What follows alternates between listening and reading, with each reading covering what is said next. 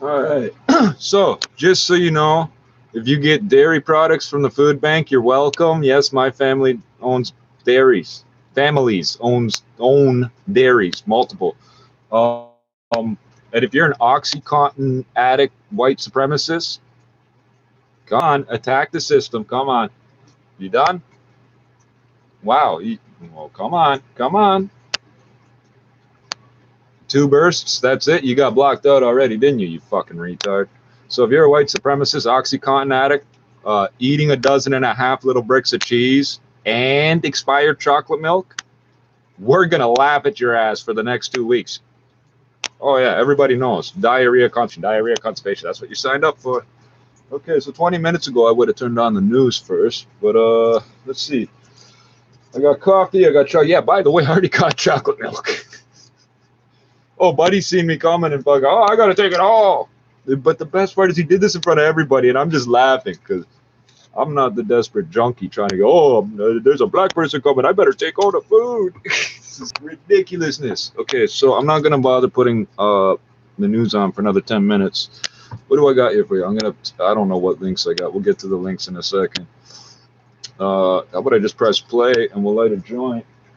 I got coffee, I got chocolate milk, I got oranges from South Africa, and I got chopped suey. Kong e fat choy, everybody make lots of money. Kong e fat choy, everybody make lots of money.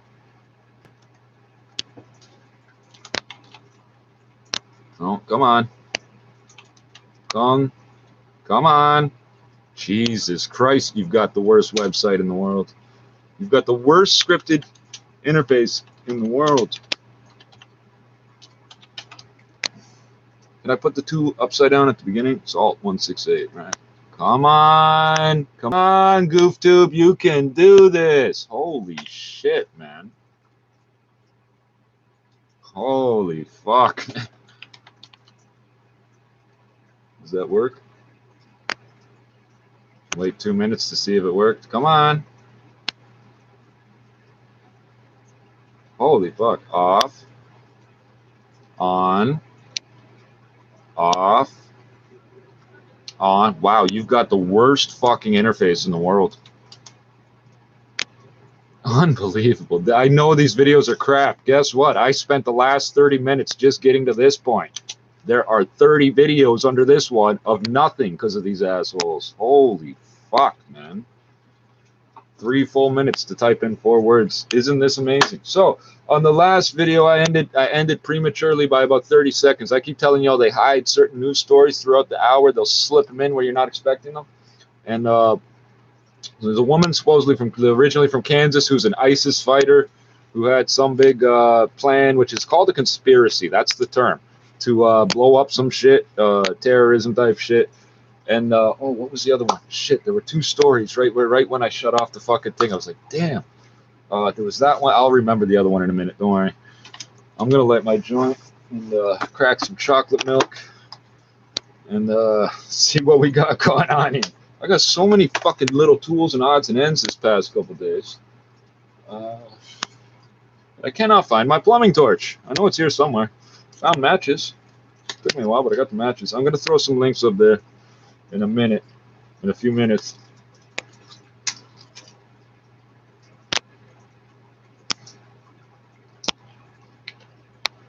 Get shot up while you're talking. What's a living person? A pot of gold. What's a dead body? A piece of flesh without a soul. You want to join one of the lifeless? This is the least amount of frog we've encountered. He had to grab every last brick of cheese, chocolate. I got it. If you don't know about opiates, they go from diarrhea to constipation over and over. He's got chocolate milk and bricks of cheese, and that's all he's got to eat for the next 3 days. One of these idiots that starts with me all the time. The one that hasn't died yet. This who cheated kinda cursed. FTP across my shit. Yeah, fuck the population, fuck your life and occupation. I'ma watch you run away, it look like immigration. Same grubby sweater since high school. Drugs out the vial, I'm viable, more screens and vials. Survival of the fittest, I'm a walking pandemic. Try to take on me and do the jogging man with it. What's a champion scene without some One of these is called Rockstar. I know the world is ours, I'm just And I don't know what the other one's called. Another dead man walking with a casket incentive. It's either a bucket or a habit I'm kicking. Conscience roll caller, is it casting auditions? If you notice I ain't present, it's cause the past isn't finished. Coming for the throat of anyone that is my enemy. Listen, little bitch, this is not what I pretend to be. Send an army, send your troops, send them in with camo suits. Come and catch me, make me pay. Ward boy till my dying day. Ward boy till my dying day. Ward boy being sealed away. Ward boy after I decay. I'm a fucking misfit with this fucking wrist slit. Hit you with my fist, bitch. Bring it red like Christmas. Death is on my wish list. The headphones ain't tangled, then it's lost. Monk ass AirPods, if they ain't listening, then it's their loss. No cats, no strings attached, fucking weird flaws. Down drones crash, how we share flaws. Skip the empathy and my epitaph. Epithet, y'all my nemesis. Yeah, I said that with emphasis. Ain't no common ground, no common sense. Fuck your comments, that's the consequence when you on the fence. Keep attacking the system, bro.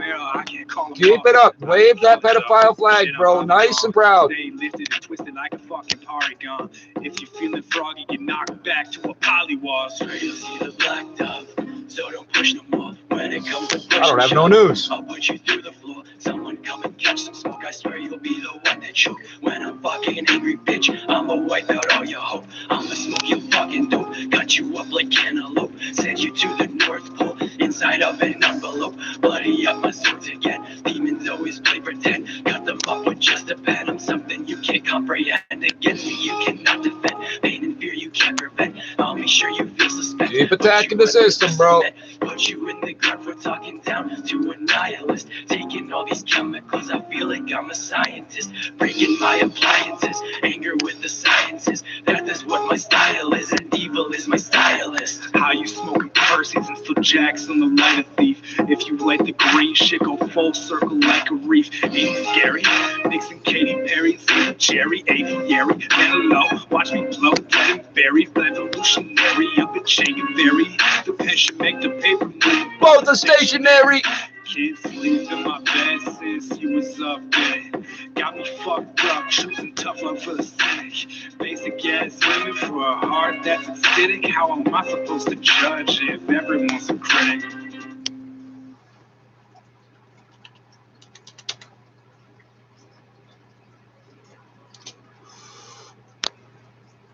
Listen, Floyd, we don't backpedal, giving you this hip hop. We're talking about this rap metal, never worship God, but we were not devils, trying not to get burnt inside ghetto. It's my falsetto, it's not the harmony, some sub bones got dug up. Ironic said it started from the mud up, but deconstruct, I fight like peak and duck. Respect when they speak of us, we reach, get crushed. It's no wonder we ain't speaking much. I never liked them anyway, always had their 2 cents. I hated it when Penny played, tell me about those new trends. Shopping through the marketplace, pressing all the new friends. My new house got a fireplace, was too proud. Heard 20 tracks died, I swear it gave me new doubts. They done murdered G-Lac, should we take the new route? I know we see so it's hard to put the puzzle together with broken pieces. I got no quotes from Jesus, but I got no worries. They better never disrespect me if they tell my story. Say twice and double cross me, I'm reacting shortly. Talking practice to the milestone with slapping 40. I know they told me I'm a call extremist. Got me making homemade hammers with an old machinist. Trying to flow the cleanest. We still fighting, you can roll the deepest. Tag your homies and we left you cause it shows your weakness. You could've never reach us. Try to line them up when they ain't sitting well. Cross my fingers, hope to die, then throw them in a wishing well. Springfield, the cutter on my split tail. It's khaki tan, purchase stock for khaki man. Pull up like paparazzi vans, we out here. And newer options out there. I swear tops from Montclair. I came across the shot clear, they know that. Our bird's been official though, was plotting out with coke back. So quote that. The something's on my chest, I couldn't hold back.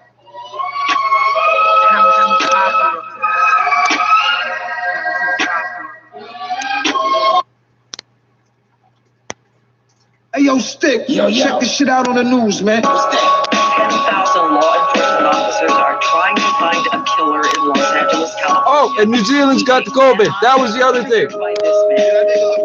He's accused of a shooting spree, targeting fellow cops and their families. And these images say it all. Police officers on the hunt for someone who knows their codes, their moves. You ain't shit without a badge and a gun. Fuck the law. We don't care if the biz get done. Fuck the law. In the hood, no respect for the ones. Fuck the law. You got a warrant and you wanna run. Fuck the law. You ain't shit without a badge and a gun. Fuck the law. We don't care if the biz get done. Fuck the law. In the hood, no respect for the ones. Fuck the law. You got a warrant and you wanna run. Fuck the law. On the run, I'm a fugitive. Play low key, broke out of jail. They ain't built a cell that could hold and help from the inside. Escape through the snow, swim a mile and a half. Almost drowned in my lower, had to lose my scent. Cause I know they got the dogs out. I ain't going back, fuck that. I'm going all out. Cops won't be happy till I'm inside the ground. See a freeway, I need to hit your ride. Damn, that's my only chance. Jumped up in my car like a dummy. He slammed on his brakes and stopped 2 inches from me.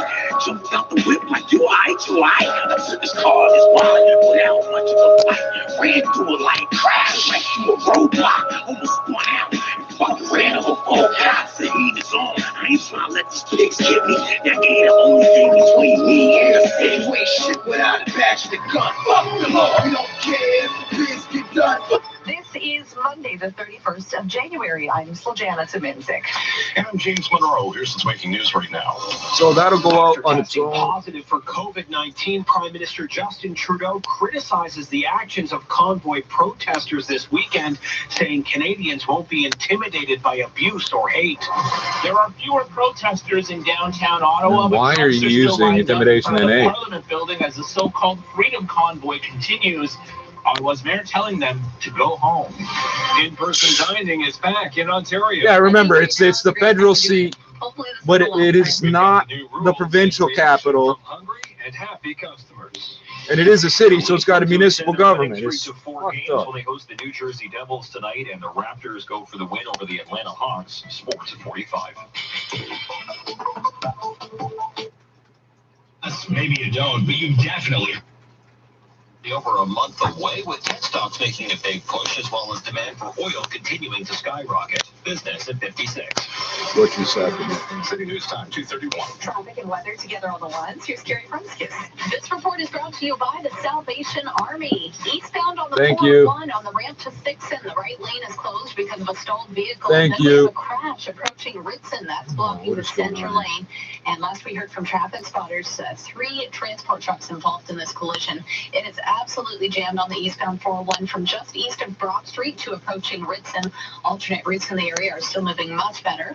Westbound on the 401, a slight delay through Bayview and the Express, and then we have a minor problem on the collector ramp to the 409. The left lane is blocked because of a stalled vehicle, so just a bit of a slowdown there.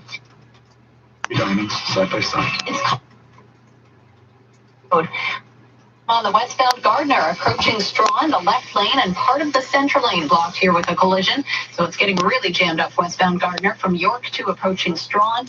Northbound on the Don Valley Parkway at Eglinton, the right lane is blocked because of a stalled vehicle. Delays up the northbound DVP from Don Mills to north of Lawrence. And on city streets, southbound Browns line at Lakeshore. Troubles with the traffic light timing if you're in that left turn lane trying to get onto eastbound Lakeshore. It's stuck on red for a long time. That doesn't mean it's broken. Thousands of Canadians are once again It's working exactly how it's supposed to. If it's still going, leave it. Don't fucking complain.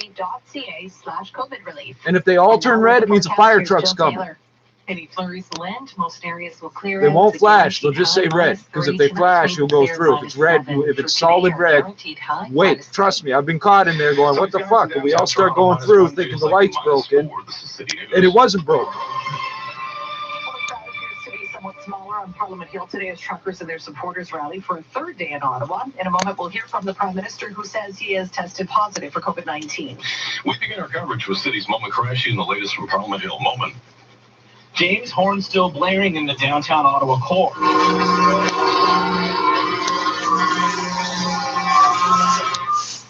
That's what it's been like for much of the last 4 days. Matthew Fleury is a councillor for the city of Ottawa, saying it has been very disruptive, not only to people who are in the core, but also people who live around there. The protests and everything around it impact So many in my community, local businesses are closed. You heard again that the retail center is closed again. Local bus routes aren't running. Libraries, vaccines, childcare is closed. The noise from the horns, trucks in our area is not livable. So, yeah, I don't know how else to put it. And residents fear getting out of their home. They fear. Oh my God! It's so scary. There's horns going up. You're tripping. Talking about the. You're scared, Mr. Trudeau. You need to do something about all of these fill in the blanks. Should now go home. Minister Lisa McLeod, who is the Minister of Tourism and Sport, also saying that those protesters haven't heard and it's time for them to go home as well. We are hearing as well from a local hotel association that says that people who checked out of their hotels yesterday are rebooking for next weekend, leading to people to believe that maybe they'll try to come back next weekend to carry that protest on. People if they checked out yesterday, that means they're fucking. They're not. They're the opposite of part of the. Today in Ottawa, work from home if possible. So by the way, you gave me 2 bids. The situation as the afternoon unfolds. Reporting live on Toronto. It's not a huge issue you think, but it will be when you run out. At least you didn't put them upside down. Via video link earlier this afternoon, he held a remote news conference and also addressed the actions of some convoy protesters over the weekend. Our Parliament Hill reporter Cormac McSweeney joins us with the details. Saying Canadians are disgusted by the actions of some in this convoy, Prime Minister Justin Trudeau says the government is not intimidated by those who hurl abuse at others, steal food from the homeless, fly flags of hate, and disrespect the sacrifice of our soldiers. Is that not what I was just talking about? He would meet with organizers. Chosen to not go anywhere near protests that have expressed hateful rhetoric, violence towards fellow citizens, and a disrespect not just of science, but of the frontline health workers. The Prime Minister showing no signs his government will back down on vaccine mandates and is urging those who are in the convoy and don't agree with this to step back and stand up with other Canadians. They're letting frontline healthcare workers work while they're infected and sick. He's feeling fine and will work remotely and virtually attend question period this afternoon. Trudeau avoided COVID when his wife Sophie caught it earlier in the pandemic, but had to go into isolation. You don't know that because he never got tested. Catching the virus. Cormac McSweeney, Parliament Hill. You don't know if he avoided it because he never got tested. Down to eat in a restaurant is a thing again as the province eases public health restrictions. City's Mark Douglas. That's your worst place in the world to eat is in a restaurant. James, cloth napkins, metal cutlery, waiters and waitresses, remember all that? Well, it's all back with today's return to in-person dining at Ontario restaurants, although it does all come with plenty of lingering COVID regulations. But customers like Sandy here are just elated to have the option again. Sit down and just enjoy a meal instead of having to, I guess, rush in and out. I think that would be a better experience, right? It should have been happened like earlier, but I think right now is a great time to do it. The number one money makers in the restaurant game are what? Tim Hortons and McDonald's, basically. Coffee shops and fucking fast food burgers. $12 for a burger and fries and a Coke. That's watered down. For the industry, but as for in-person dining, still limited to 50% capacity. I know the price because I buy them too. Show their vaccination certificate and wear a mask inside. You're never okay with having restrictions on your restaurant, especially the restrictions on how many people could be in. It just makes it that much harder to make money. It's so much harder because we have less people, but everybody else is at full capacity. You're an idiot. For Ontario restaurants, movie theaters, and more, it's going to come on February 21st. A rising tide raises all boats. Restrictions at all. Live on the Queensway, Mark Douglas, City News. City News time 2:37. With restrictions beginning to ease across the province, attention is now turning towards what could be next. City's Richard Southern is trying to find out. The Premier has made a big pivot in his COVID messaging, and it's raising the question about whether or not we'll ever see another lockdown in Ontario. In a statement today, Ford says there's a desire to return You're going to see worse. to life as we knew it before. You're going to see things fall apart and stop functioning. They won't order it shut down. It just won't function. And get things back to normal. In alliance with what Dr. Moore is saying, and for once, opposition parties appear to agree. Stephen Del Duca is the Liberal leader. I didn't want the last lockdown. I haven't wanted any lockdown. You have to make the effort and the investment, which Doug Ford has consistently not done. To prevent any further restrictions, Del Duca says he believes the Premier should strengthen the vax cap. To me, that means adding the booster or third shot requirement to the vaccine certificate. Green leader Mike Schreiner has ideas of his own. You know, mandatory N95 mask in normal workplaces, permanent 10-page sick days. With an eye on what's next, Richard Southern, City News. So the latest poll results from the Angus Reid Institute are showing just how widespread the Omicron has been this winter. City's Michelle Morton joins us live with the details, including how many Canadians want to manage their own level of risk moving forward. Michelle. Yeah, well. James, 1 in 5 Canadians have reported at least one case of COVID-19 in an adult within their household since December 1st, according to this new poll by Which Angus statistically Reid. means it's probably Delta or Omicron. Had a child test positive. Now, the survey found 36% of these self-reported tests came in just after the holiday season, while more than 40% in the first 2 weeks of this month. Overall, 9% of Canadians say they have received a positive test for COVID-19 since the beginning of last month. And based on analysis of the number of self-reported symptoms, an estimated additional 5% of Canadians have been infected during that period. With that said, with Omicron appearing to have peaked, a majority in every region except for Atlantic Canada. How does it appear to have peaked? You tell us simultaneously that the test numbers are going to appear low because there's not enough tests to go around. You told us to assume that everybody's got Delta. You told us to assume that if we are sick, it's COVID, and it's probably now Omicron or before Delta. The Ontario Federation of Snowmobile Clubs reminds riders to protect landowner rights, stay on available OFSC trails, and don't go with friends who trespass. Yeah, because you cause avalanches and kill people. Snowmobilers kill people by breaking those rules. You also destroy the ground so nothing can grow on it the next year. Now, the City News gas price update and Pro predicting the price will not change at midnight. We should stay just under $1.53 a liter. Traffic and weather together next. It's just common sense. A Flexi line by Capital Direct allows you to manage your funds more effectively and give you that financial peace of mind. Think of it as secure lending so you can do all the things you've been dreaming about, like that dream kitchen renovation. It's the smart move. Les amis ukrainiennes sont confrontés au risque d'une invasion russe à leurs frontières. D'autres alliés de l'OTAN fournissent l'aide militaire demandée par l'Ukraine. On doit aider l'Ukraine pour éviter le même scénario de la Crimée. Pourquoi le gouvernement libéral ne répond pas aux demandes Hey, Mandarins, this is the South Africa Delta. Delta. It's a Delta from South Africa. Check that out. Avec eux contre l'agression russe. C'est pour ça que nous avions prolongé et agrandi la mission unifiée qui sert à former les troupes ukrainiennes. C'est pour ça qu'on a envoyé 120 millions de dollars en aide et soutien économique. C'est pour ça. C'est l'autre Bianco qui occupe le 3e rang du palmarès.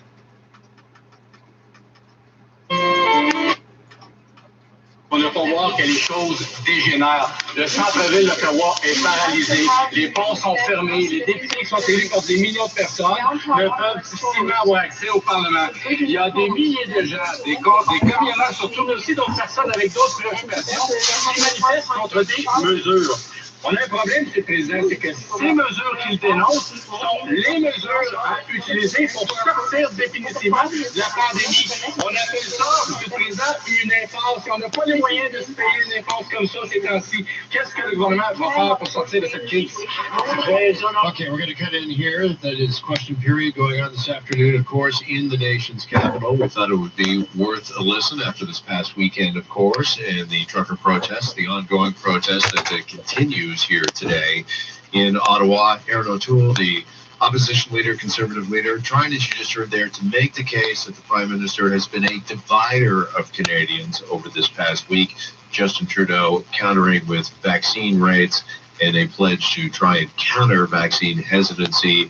Also did not answer Aaron O'Toole's request or question as to whether or not the Prime Minister, if he would indeed meet with the truckers face-to-face. By the way, if you're just joining us, just listening in there, yes, the Prime Minister attending virtually this afternoon, as again, one of the big headlines on this Monday is that the Prime Minister has indeed tested positive for COVID. We'll get a break, and when we come back, the latest on Spotify, Joni Mitchell joining her fellow Canadian Neil Young in asking her music to be pulled from the streaming service. We'll discuss further with our music expert, Eric Elper, when we come back here on the Jeff MacArthur Show. Let's check on the drive here. 640 Toronto, Chopper. We've got a few. T5, -3. Sunny skies in downtown Toronto, -1. It feels like -4. Now the Dynamic Funds Market Minute to the Business Center. Here's Ari Rabinovich. Main Wall Street continued to push into the green with the TSX higher by 1.5%, 320 points to 21,060, while the price for oil continues to surge into record highs of right now $88 per barrel, an increase of about $1.20. Price for gold at $1,800, an increase of about $14 per ounce. Canadian dollar pushed higher with that by 45/100 of a cent to 78.76 cents US, while the Dow Jones is up nearly 1% and 270 points. S&P 500 up 1.4%, 63 points. Nasdaq higher by 2.5%, 375 points to 14,146. And at the City News Business Center, I'm Ari Rabinovich. One resolution worth keeping this year: invest better with financial advice. Speak to a financial advisor. Do the ways we make.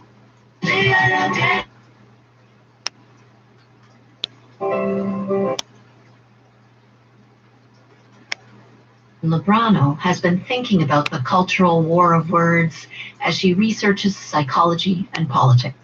This news story, and we do it with all the jargon. Ceiling, mortgage agent with Mortgage Alliance can assist you. Call 647-40 and To call them rad jokes. for the news, for the dad jokes. Join us and thousands of Peak Pals every morning to start your day smarter. Find the Peak Daily wherever you listen to your podcasts. Once upon a time, a happy couple built a custom home and lived happily ever after. Wait, stop. They could be eligible for a tax-free government rebate of up to $24,000. If you built a custom home in the last 2 years, Access Rebates can help you access government rebates regardless of your income or property value. Access Rebates has a 99% approval rate, and you don't pay until after your rebate arrives. Now that's happily ever after. Visit accessrebates.ca. As a member of the Canadian Broadcast Standards Council, Global News Radio 640 Toronto is committed to the highest standards of broadcasting. We believe in being accountable to you, the listener, in our information and entertainment programming. If you have a comment to make about our programming, write to us. We'll respond to your letter and send you information on the council and its codes. A message from the Canadian Association of Broadcasters and Global News Radio 640 Toronto. The only thing stronger than your coffee is his opinion. Toronto Today with Greg Brady. Weekdays from 5:30 to 9 on 640 Toronto. Elevators. They're not something we give much thought to. But when they're not operating correctly, it can cause serious disruptions. That's why CEE Elevator will set up a maintenance program to minimize or eliminate unnecessary downtime. During these pandemic times, your elevator needs to operate efficiently. With 24/7 service, CEE Elevator has offered the best customer service in the business for over 40 years now. Get a free quote at 905-428-8300 or visit ceeelevator.com. As we face another season of uncertainty, the thought of spending another winter alone can be overwhelming, especially for seniors. But it doesn't have to be. At Amica Senior Lifestyles, you'll enjoy safe social connections, a private suite, chef-prepared meals, and a personalized level of care. You'll also take comfort in knowing that we've been through this before and have set new benchmarks for safety and care. You don't have to face another winter alone. To learn more, visit amica.ca. Oh, wowza! Savings event is back! Social media that Greenwood raped and assaulted her. The female uploaded pictures that showed her with bruises and a bloody lip. Sports at 15 and 45 past every hour or anytime at sportsnet.ca. Hey, Snow, tell them about the City of Toronto's residential snow clearing program. It's my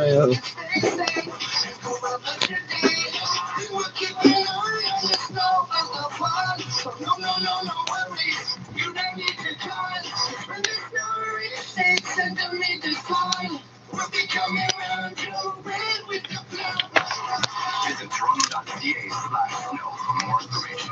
Try new Tim's espresso beverages for only $2 from February 2nd to 15th. Made with 100% ethically sourced premium Arabica beans, customized and handcrafted just for you. At participating Tim's restaurants in Canada, extra charges for mobile.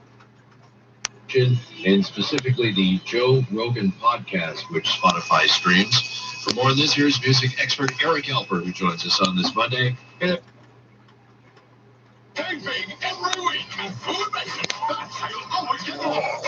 We may get a story here, we may not. City Use Sign 249. The province's 2,983 people are currently in hospital with COVID-19. 583 people are in the ICU. Not all hospitals report numbers on weekends. Ontario is also reporting another 32 deaths in individuals who have contracted the virus. The Ministry of Health says that 31 of the deaths occurred over the last 17 days, including 8 on Saturday. The provincial government I'm gonna mix them together, make them a lot. to add on to an historic school in the Eglinton West neighborhood that was devastated by fire more than 2 years ago. York Memorial Collegiate Institute on Eglinton near Trippz was the scene of a 6th-alarm blaze in May of 2019. Education Minister Stephen Lache says the school is steeped in history, so it is very much worthy of the investment. It was a place of remembrance for young people who gave so much of themselves to advance freedom and democracy around the world. Many of them, are the age of students today, and I think it speaks to our collective commitment to passing on the torch of remembrance, which is why this school is such a special place in our community. The provincial cash will cover U addition that will increase the student population by about 370 to a total of 1,300. The Toronto District School Board's insurance will cover the restoration of the existing structure. Traffic and weather together next.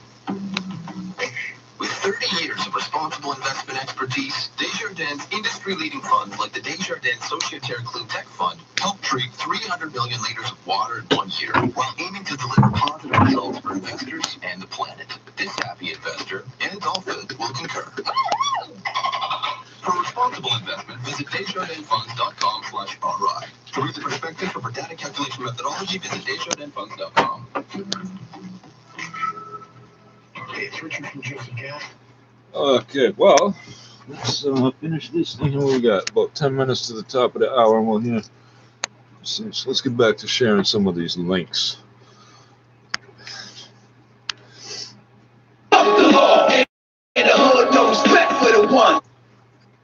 Hey, yo, Stick, check this shit out on the news, man. There's some video stuff, little clips. Officers are trying to find a killer. Just snow stuff, winter snow Big stuff. manhunt triggered by this man. Accused of a shooting spree, targeting fellow cops and their families. These images say it all. Police officers on the hunt for someone who knows their codes, their moves. You ain't shit without a badge and a gun. Fuck the law. We don't care if the biz get done. Fuck the law. In the hood, no respect for the ones. Fuck the law. You got a warrant and you on the run. Fuck the law. You ain't shit without a badge and a gun. Fuck the law. We don't care if the biz get done. Fuck the law. In the hood, no respect for the ones. Fuck the law. You got a warrant and you on the run. Fuck the law. On the run, I'm a fugitive. Play low key, broke out of jail. They ain't built to sell that cold. And help from the inside, escape through the school. Swim a mile and a half. Almost drowned in the pool. Had to lose my scent. Cause I know they got the dogs out. I ain't going back. Fuck that. I'm going all out. Cops won't be happy till I'm beside the crowd. I see a freeway. I need to hit your ride. Damn, that's my only chance. Jumped up in my car like a dummy. He slammed on his brakes and stopped 2 inches from me. Jumped out the whip like, you alright, you alright? I took his car and his wallet without much of a fight. Ran through a light, crashed right through a roadblock. Almost spun out. Fuck ran over 4 cops. The heat is on. I ain't trying to let these pigs get me. That ain't the only thing between me and the city. You ain't shit without a badge and a gun. Fuck the law. We don't care if the biz get done. Fuck the law. In the hood, no respect for the ones. Fuck the law. You got a warrant and you on the run. Fuck the law. You ain't shit without a badge and a gun. Fuck the law. We don't care if the biz get done. Fuck the law. In the hood, no respect for the ones. Fuck the law. You got a warrant and you on the run. Fuck the law. All the pain, niggas smoke gas. Another night with the smoke from the tear gas. Yo, we mobbing. Niggas got gas masks. Cops coming down. Niggas got a dead ass. They wanna put handcuffs on my black wrist. You better know what the Patriot Act is. Federales got my name on the blacklist. They wanna see a nigga fry like catfish. In the streets, niggas dying like it's death row. 100 mad to the very last breath, yo. On some real shit, I don't give a F, yo. I wish a cop would try me, cash low. The ones in the hood so disconnected. Police on the block get disrespected. Live by the guns, then you might die with it. There's a war going on, so I ride with it. You ain't shit without a passionate gun. Fuck the law. We don't care if the bids get done. Fuck the law. In the hood, no respect for the ones. Fuck the law. You got a warrant and you on the run. Fuck the law. You ain't shit without a passion. The latest on Omicron. And how to keep you and your family safe. Now, more than ever, this is City News 680 everywhere. Rihanna has revealed she's pregnant with her first child. The gun, fuck the law. We don't care if the bids get done. Fuck the law. In the hood, no respect for the ones. Fuck the law. You got a warrant and you on the run. Fuck the law. By sunrise, jittery LA police opened fire on this blue truck, similar to the suspect. Blue truck. Just innocent bystanders. Police are now losing ground, protecting themselves. We're extremely careful and we're worried about this individual. We're taking every precaution we possibly can. Wow. Yeah, they know how we feel.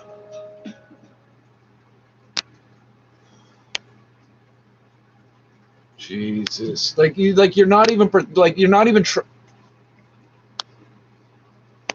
we'll just do this so you can't see which way I'm looking. Yeah, you're good. On and off, on and off, on and off. There we go. Come on, get it out of your system, stupid. Jesus fucking Christ, man, what the fuck is wrong with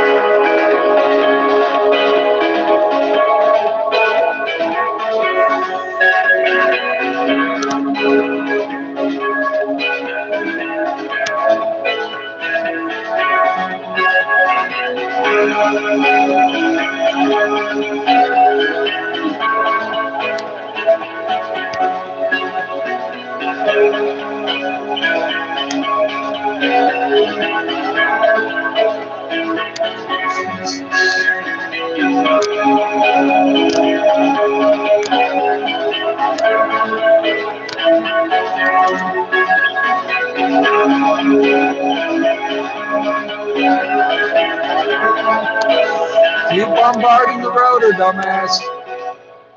Keep it up, stupid. It's all the ending. It's all the ending. So where do I start? It's only so mean. So come on, keep it up, stupid. Jesus. I told myself I had to wait. I couldn't find my way out. Why I have to be such trouble to please? It wouldn't be me. Oh, if it was easy, such trouble to please. It wouldn't be easy if it was me. Why'd I have to go?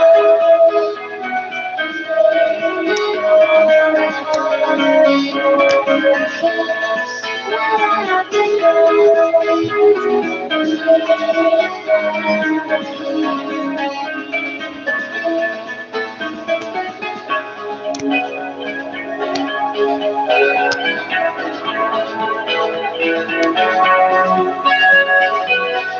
It's all what it needs. It's all what it needs. So where does it stop? I want what I had. I want it so bad. I gave it my heart. I told myself I had to wait. I couldn't find my way out. Why I have to be such trouble to please? It wouldn't be me. Oh, if it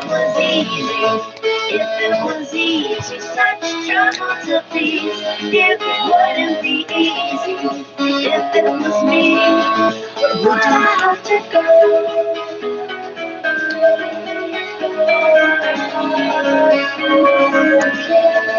Why'd I have to go?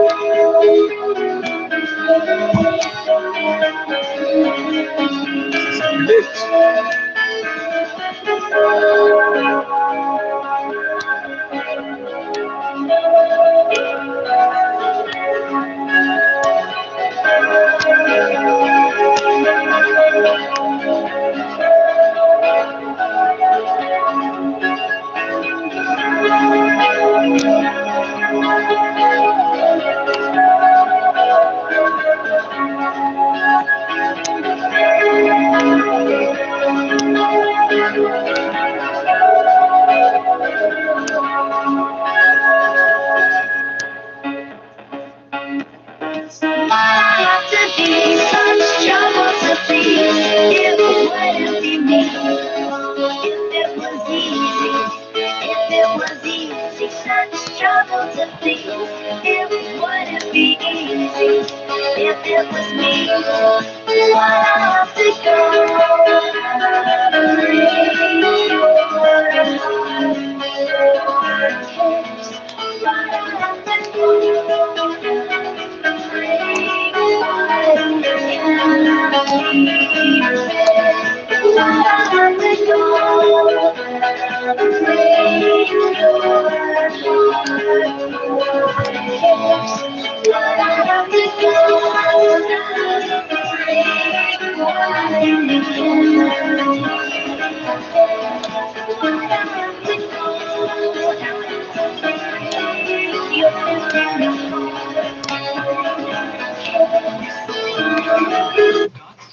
To book a free consultation.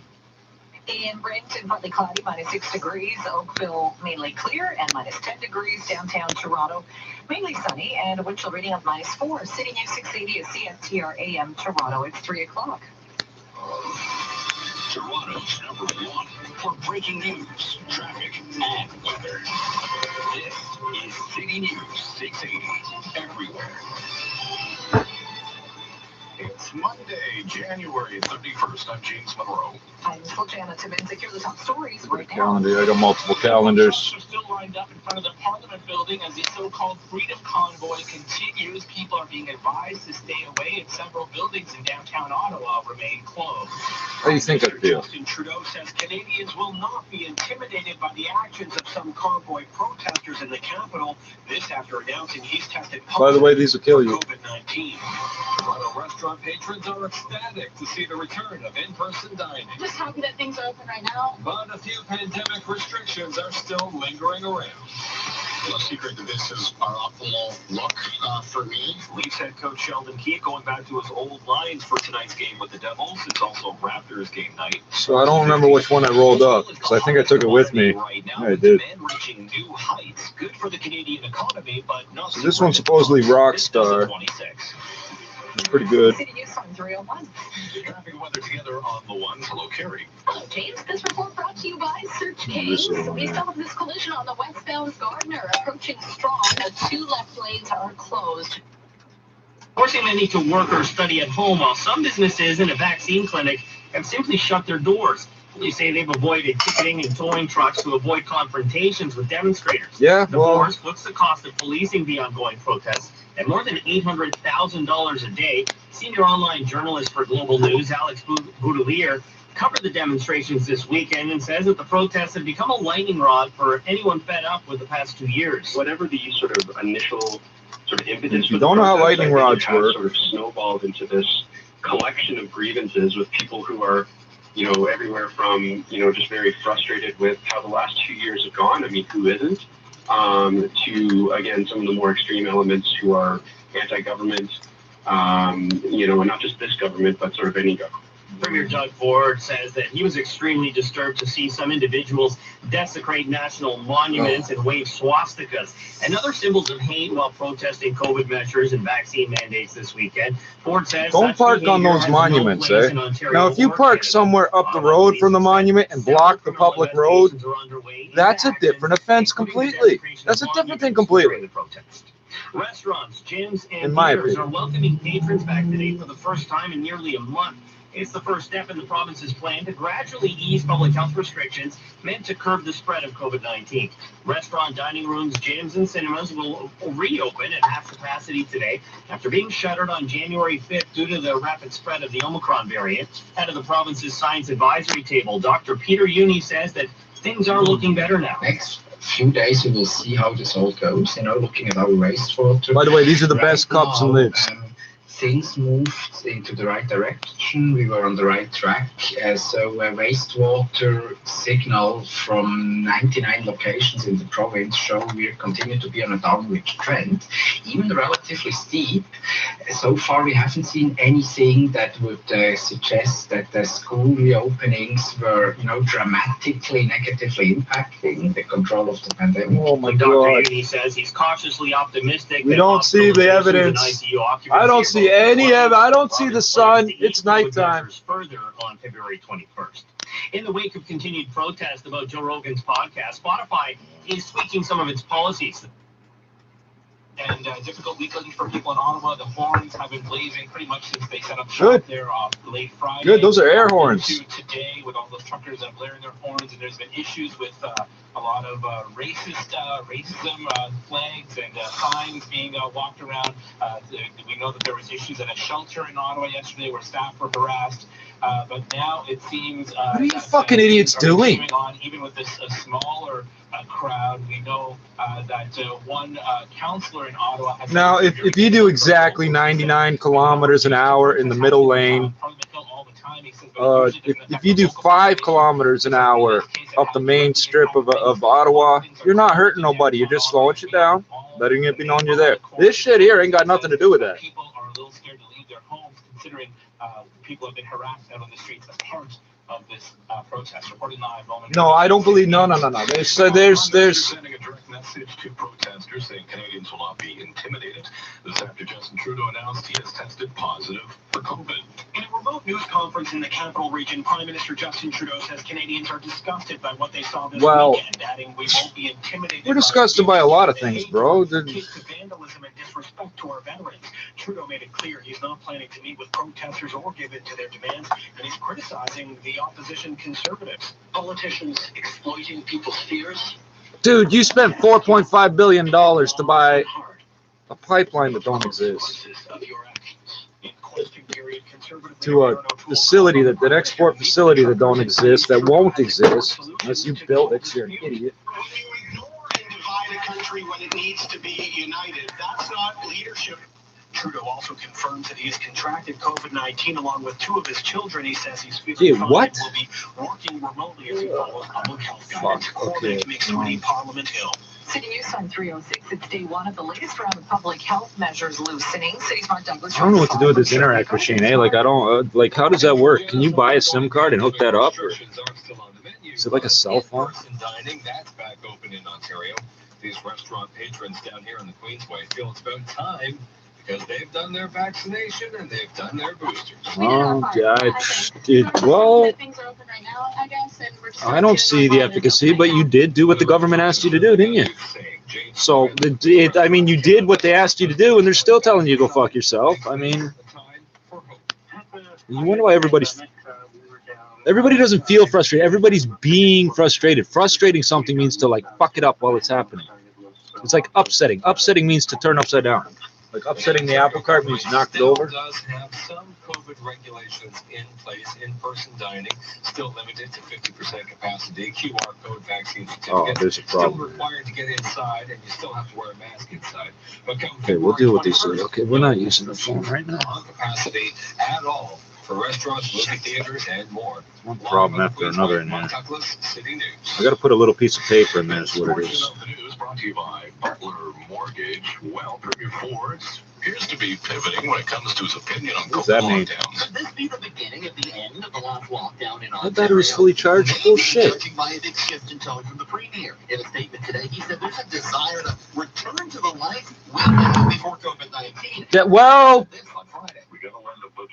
Not only does Dr. Moore seem to agree with this statement, but yeah, we learned to live with AIDS and crack cocaine too. But when you say that, people are getting the wrong fucking idea. I wonder why I'm flipping out in the middle of the night, swearing and cussing about voodoo and fucking. There's the Canadian security establishment, the local police, all this shit. You wonder why? To put lockdowns behind us, Ontario has recorded more than 1,200 COVID deaths in January. It's been one of the deadliest months of the pandemic. Jesus Christ. City News on 308. The province has announced an $11 million investment to build a major addition to York Memorial Collegiate Institute, the Toronto high school that was destroyed by fire in 2019. Yeah, remember that? Shit. With the latest on that film. So, Dana, Minister of Education Stephen Lecce says York Memorial on Eglinton Avenue West has served families for a generation, and it has a special place in our community. So they're announcing its renewal. That as we invest in schools, we're investing in our future. So King and I are very proud to support the Toronto School Board as it builds and improves York Memorial Memorial Collegiate Institute after a tragic fire in 2019, with an investment of over $11 million to build a permanent addition that will benefit the families of the old city of York. Lecce says the new addition will create 368 new student spaces to bring the total to 1,300. Completion is slated for September 2026. Old Apex, usually. It's not perfectly watertight, but the same point, if a drop of water gets in there, it might dry out too. You know? Put it inside a Ziploc bag and you'll be all good. Spare. And this came out of the jacket, but I'm going to use it as a spare shoelace. I got two of them, a short one and a long one. One from the hood and one from the waist. I don't know why you put strings in the hoods. This part here, I mean, we're not going to the Arctic. Commons when many of the other members are there in person, and that's the way it'll be until at least tomorrow, maybe Wednesday. Well, no, now that he's got it, I guess he's going to be doing that a little longer. However, you know, this convoy that's deterred people from maybe going about their business in Ottawa is a bone of some contention as we come off the weekend. Now, I got to be honest with you, I didn't follow it as closely as perhaps I should have, given that there were so many good sports being played on TV, and that seemed to captivate me. I don't know why, but the football playoffs have just been a corker, and then you had Canada soccer. I can't believe that guy. He took like a dozen, 2 dozen of these cheese blocks. You know, with all of these distractions, and maybe he's gonna be so bummed up, and then with the chocolate milk, he's gonna have fucking diarrhea. Like, it's gonna be fucking hilarious. Here in the aftermath of the weekend, what other trucks are still up there in Ottawa? Many people are saying they're not leaving until. And this morning I got an extra breakfast, so sometimes they have more breakfast than people. It doesn't happen a lot, but they've got them bagged up. And if there's people there, they sometimes give them the here. You want an extra breakfast? There's like a bunch left over. And I got one, and then somebody came about 60 seconds later, looking in the door, tap tap. Crap! Which makes me think he didn't eat it or whatever. You want a breakfast? They just gave me one, bro. So I do what the fuck I like. I don't just quacks and you know, haters, and that to me is either a misread or it's trying to. So what are we going to accomplish today? I think some of the media are taking in that kind of, I guess, approach to things where, boy, if you listen to some of it, it's almost as though this was a staged neo-Nazi rally of some seditious significance, and I never had that. In fact, when I was listening to a report, no arrests, that Peter Slowly, who's the chief of police up there, was saying no arrests have been made. I said, no arrests? And how could this have been one of these frothing cauldrons of hatred? And now, there were obviously significant signs that there were some people who were way offside in what they were messaging. Swastika is never a cool thing, and we know that there are also people who are very, very aggrieved with what happened at the National War Memorial. Yeah, okay, let's hear that. You know, some people protesting, I don't know what you call it. A man died on that spot. Protest, but it's just urinating in public that way on the national, that's sacred territory. I don't care where you come from, that's just not on. And so that's in memory of people that stood up to fight for the people, not the government. You're not fighting for the government. You're fighting for the people. I guess it's noblest form, if you want to call it that. It undermines. Sometimes you don't have real choices. Had a lot of redeeming characteristics to it. Now, that's why I'm going to ask you. I don't know if you contributed. I mean, over $7 million. A lot of people had skin in the game, or at least felt motivated enough to. So this link here that says Global News should be the same as this station. I'm not sure anymore who owns what. Stay the course maybe for the weekend. Who knows? Maybe they're still there, some of them. I'm told now many are returning and feel that they rebrand the radio stations all the time, but it's the same fucking station, but it's not. Like, it's the same owners and shit. The question now becomes, are you proud of, do we say what was accomplished or the message that was sent, or are you ashamed that the thing may have gotten away from the original intent? Oh my God. And diminished. I'm being distracted here. You know, I use that term noble again, the nobility of the exercise, in the sense that if it became, you know, something that was rife with all kinds of antisocial messaging and bad behavior and vandalism, these kinds of, then that's unfortunate. But this is why I'm asking the question, because I wanted to get your perspective on this. How you feel about it in the aftermath of the 48 hours in the national capital. I mean, this was Saturday and Sunday. Here we are on Monday, and some are still there. Many people are still there, to the point where I don't know if the air is out of the balloon. Two, I think you call them mandarins, and the other one could just be an orange. It says Delta Seedless, South Africa, number 3028, whatever those are, number 3028. Because it's now being repositioned. Institution 7, establishment 726. That one of the predominant ultra high temperature pasteurized. This does not go bad when it warms up. This was replaced, assuming that it doesn't leak. And people who were vile and disgusting in their behavior. This actually doesn't require refrigeration. Ultra high temperature pasteurized, UHT. So if it says UHT pasteurized on the little creamers and things like that. A ball cap on his head, an inverted Canadian flag, and to many Canadians too, this is sacrosanct and not to be trifled with. And you can't start posing the statue in a certain way that makes a mockery of what he represents to this country and its collective consciousness. This is how you know the military's bogged down. Every fucking person out there that's connected at all remotely to the army is doing everything they can to help the public, and nobody thought to go protect the war memorial. No, you didn't think you had to, did you? Many Canadians had invested in, or enough of them to really make everybody sit up and take notice. But now it's kind of changing, and this is why I'm wondering if you maybe Made in USA, graphic packaging, accomplished whatever graphic packaging international. In a best case scenario, these are the best fucking cups.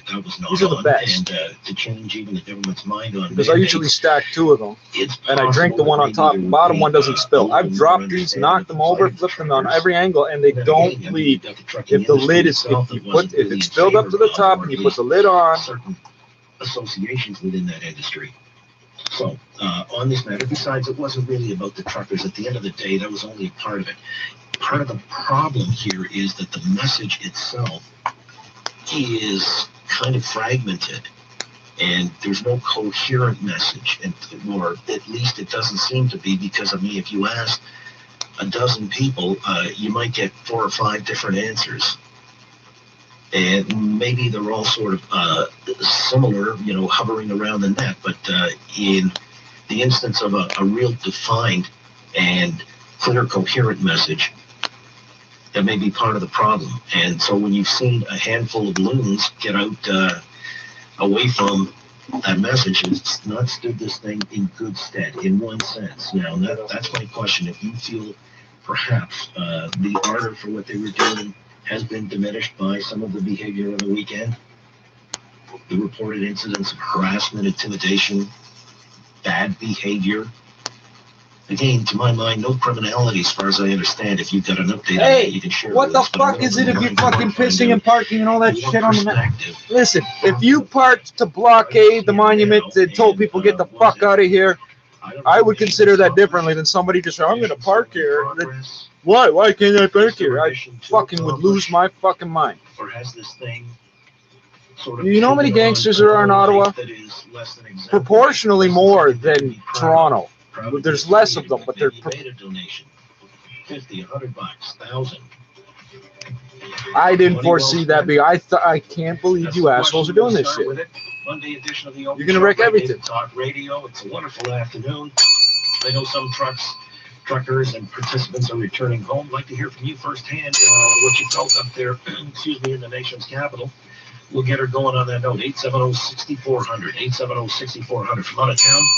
888-225-TALK. Get you on the Opie Show, 640 Toronto. 18 past. If you put it right now, we're out to the roads and a check of AM 640 shopping traffic.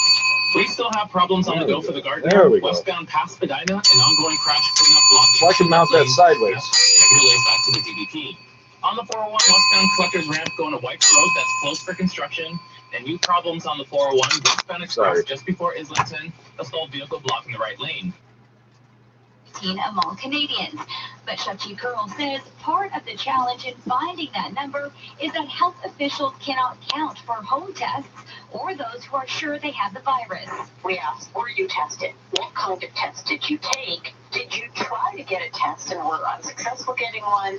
And then ultimately, did you have symptoms? And also, was anyone in your household affected? It found 21% of Canadian households have had at least one adult test positive for COVID-19 since December 1st.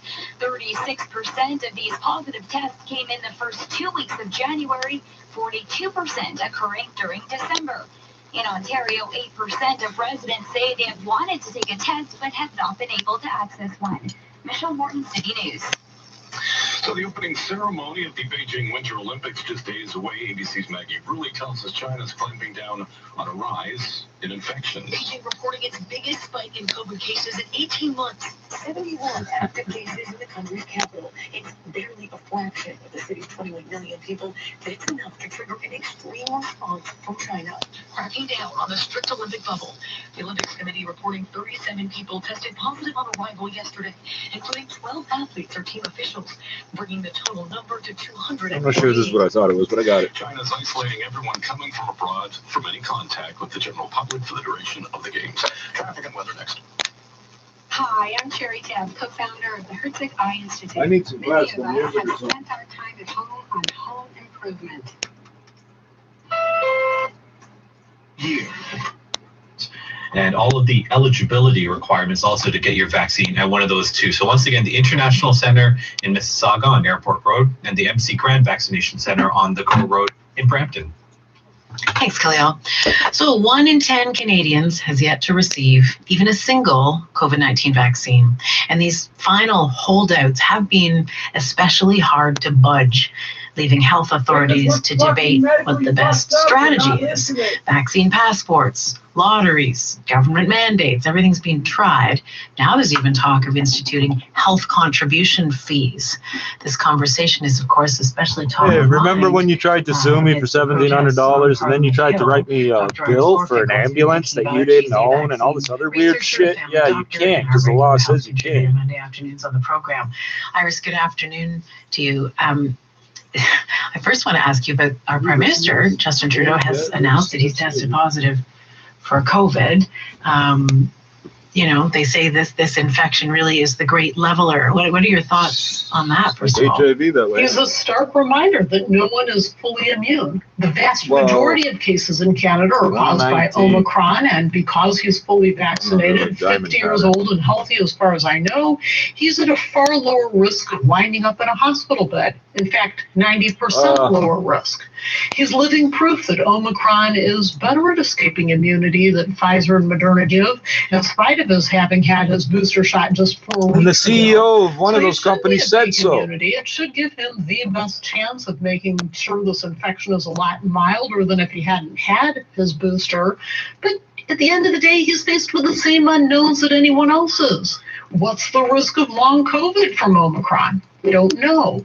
How long precisely will the immunity last after getting that booster shot? We're still waiting for that hard data. What is clear is that every case, whether it's in the leader of a country or in a homeless person, that new variants are going to be created when we have more cases. This, of course, comes after a weekend of protests really ongoing in Ottawa against vaccination mandates, which is, I should be clear, a view held by quite a tiny minority of Canadians. They're just a very loud minority at the moment. I wonder, as a medical professional, what was going through your mind watching the crowds on Parliament? We already pay health taxes and all sorts of other shit. It's not federal. I saw large, intimidating trucks that were massive and have a big footprint. And at the end of the hour, felt a bit manipulated by all the media attention this minuscule fraction of truckers were getting. Where, I ask you, are the conspicuously missing 90% of truck drivers who in fact have been fully vaccinated? And I just felt it had way less to do with science and more to do with the isolation and loneliness that the pandemic has brought. What? So yeah, not being around. They're truck drivers. They're used to being alone in the truck, stupid. Ideology that potentially has an anti-science stance, and it's comforting. But the truth of Canadian so-called But he's mandates smashing is on that his these are bathtub not with a fucking absolute hammer. laws. This isn't North Korea. No one in Canada is Yeah. forced to take a vaccine in the sense of being held down while a needle is forced into their arm. All vaccines, emphasis all, in Canada are choices. It remains everyone's choice, including the say you got truckers, forced 'cause you whether or didn't. not to enter Canada and to balance the advantages and disadvantages of being vaccinated. So let's look at mandates. Remind us about the current mandates in Canada and what they involve. Yeah, so each of these has actually proven hugely successful at encouraging people to get the jab.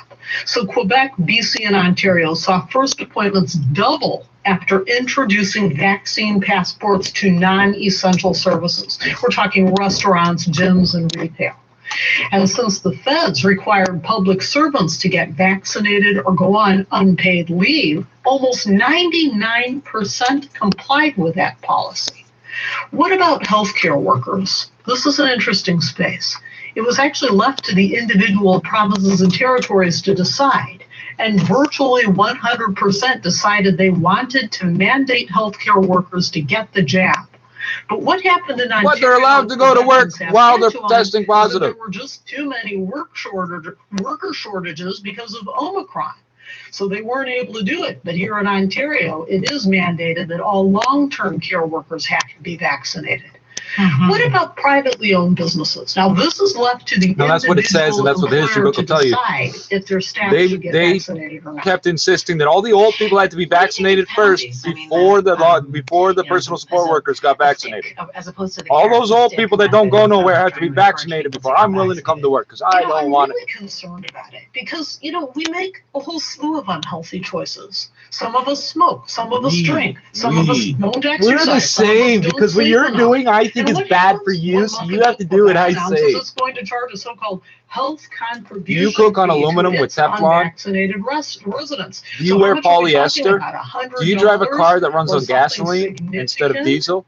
I think you're making very bad health choices. Roughly 1 in 10 adults in Quebec are unvaccinated, and we know that this proportion represents disproportionately the number of hospitalizations.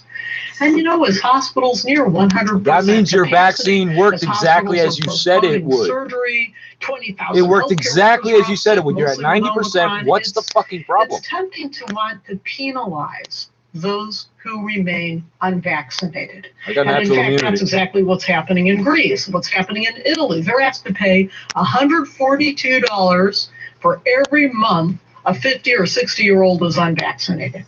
And if you live in Singapore and are unvaccinated, you could face a $25,000 bill to pay for your own hospitalization. Yeah, but you'd pay for that anyway, stupid. It disproportionately penalizes the poor. They are already at a higher risk of disease. I think Singapore is just giving away free healthcare to everybody that shows up. I somehow doubt it. I'm not sure. I never thought about it. What strategies are? It sounds clearly that you don't think that the stick method works. What is the most effective strategy at getting someone to roll up their sleeves? You see, you're missing the point again. You're putting the cart before the horse. So how do we get them to get vaccinated? Not the fucking point. The delivery of accurate and transparent public health messaging. The number of hospitalizations and death would literally be 10 times higher without it. This means informing the public what we know and what we do not know. It would be 10 times higher if you had a 0% vaccination rate. They rate. protect in a population. It also This woman's means going on. recognizing and pushing back against misinformation proactively. And this has to start with teaching kids to recognize when science is used to amplify a religious, ethnic, or political platform. We need to warn kids how social isolation can make people susceptible to groupthink because of that increased need for acceptance. And what she's doing right now is attempting to coerce people's thinking. Information that forms the foundational block in transforming the COVID-19 from a pandemic to an endemic. All right, well, no, that's not how it works. It was already endemic. It is endemic now. It was already endemic. Vaccine researcher and our regular my entire life, coronavirus day have been endemic. My entire life. Jesus Christ.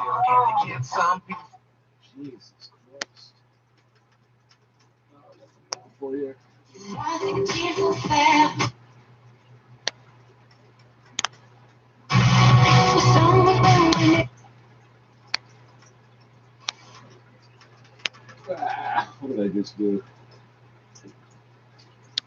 So endemic. The downtown cinema. It's what it already reopening is. to in-person events this Thursday.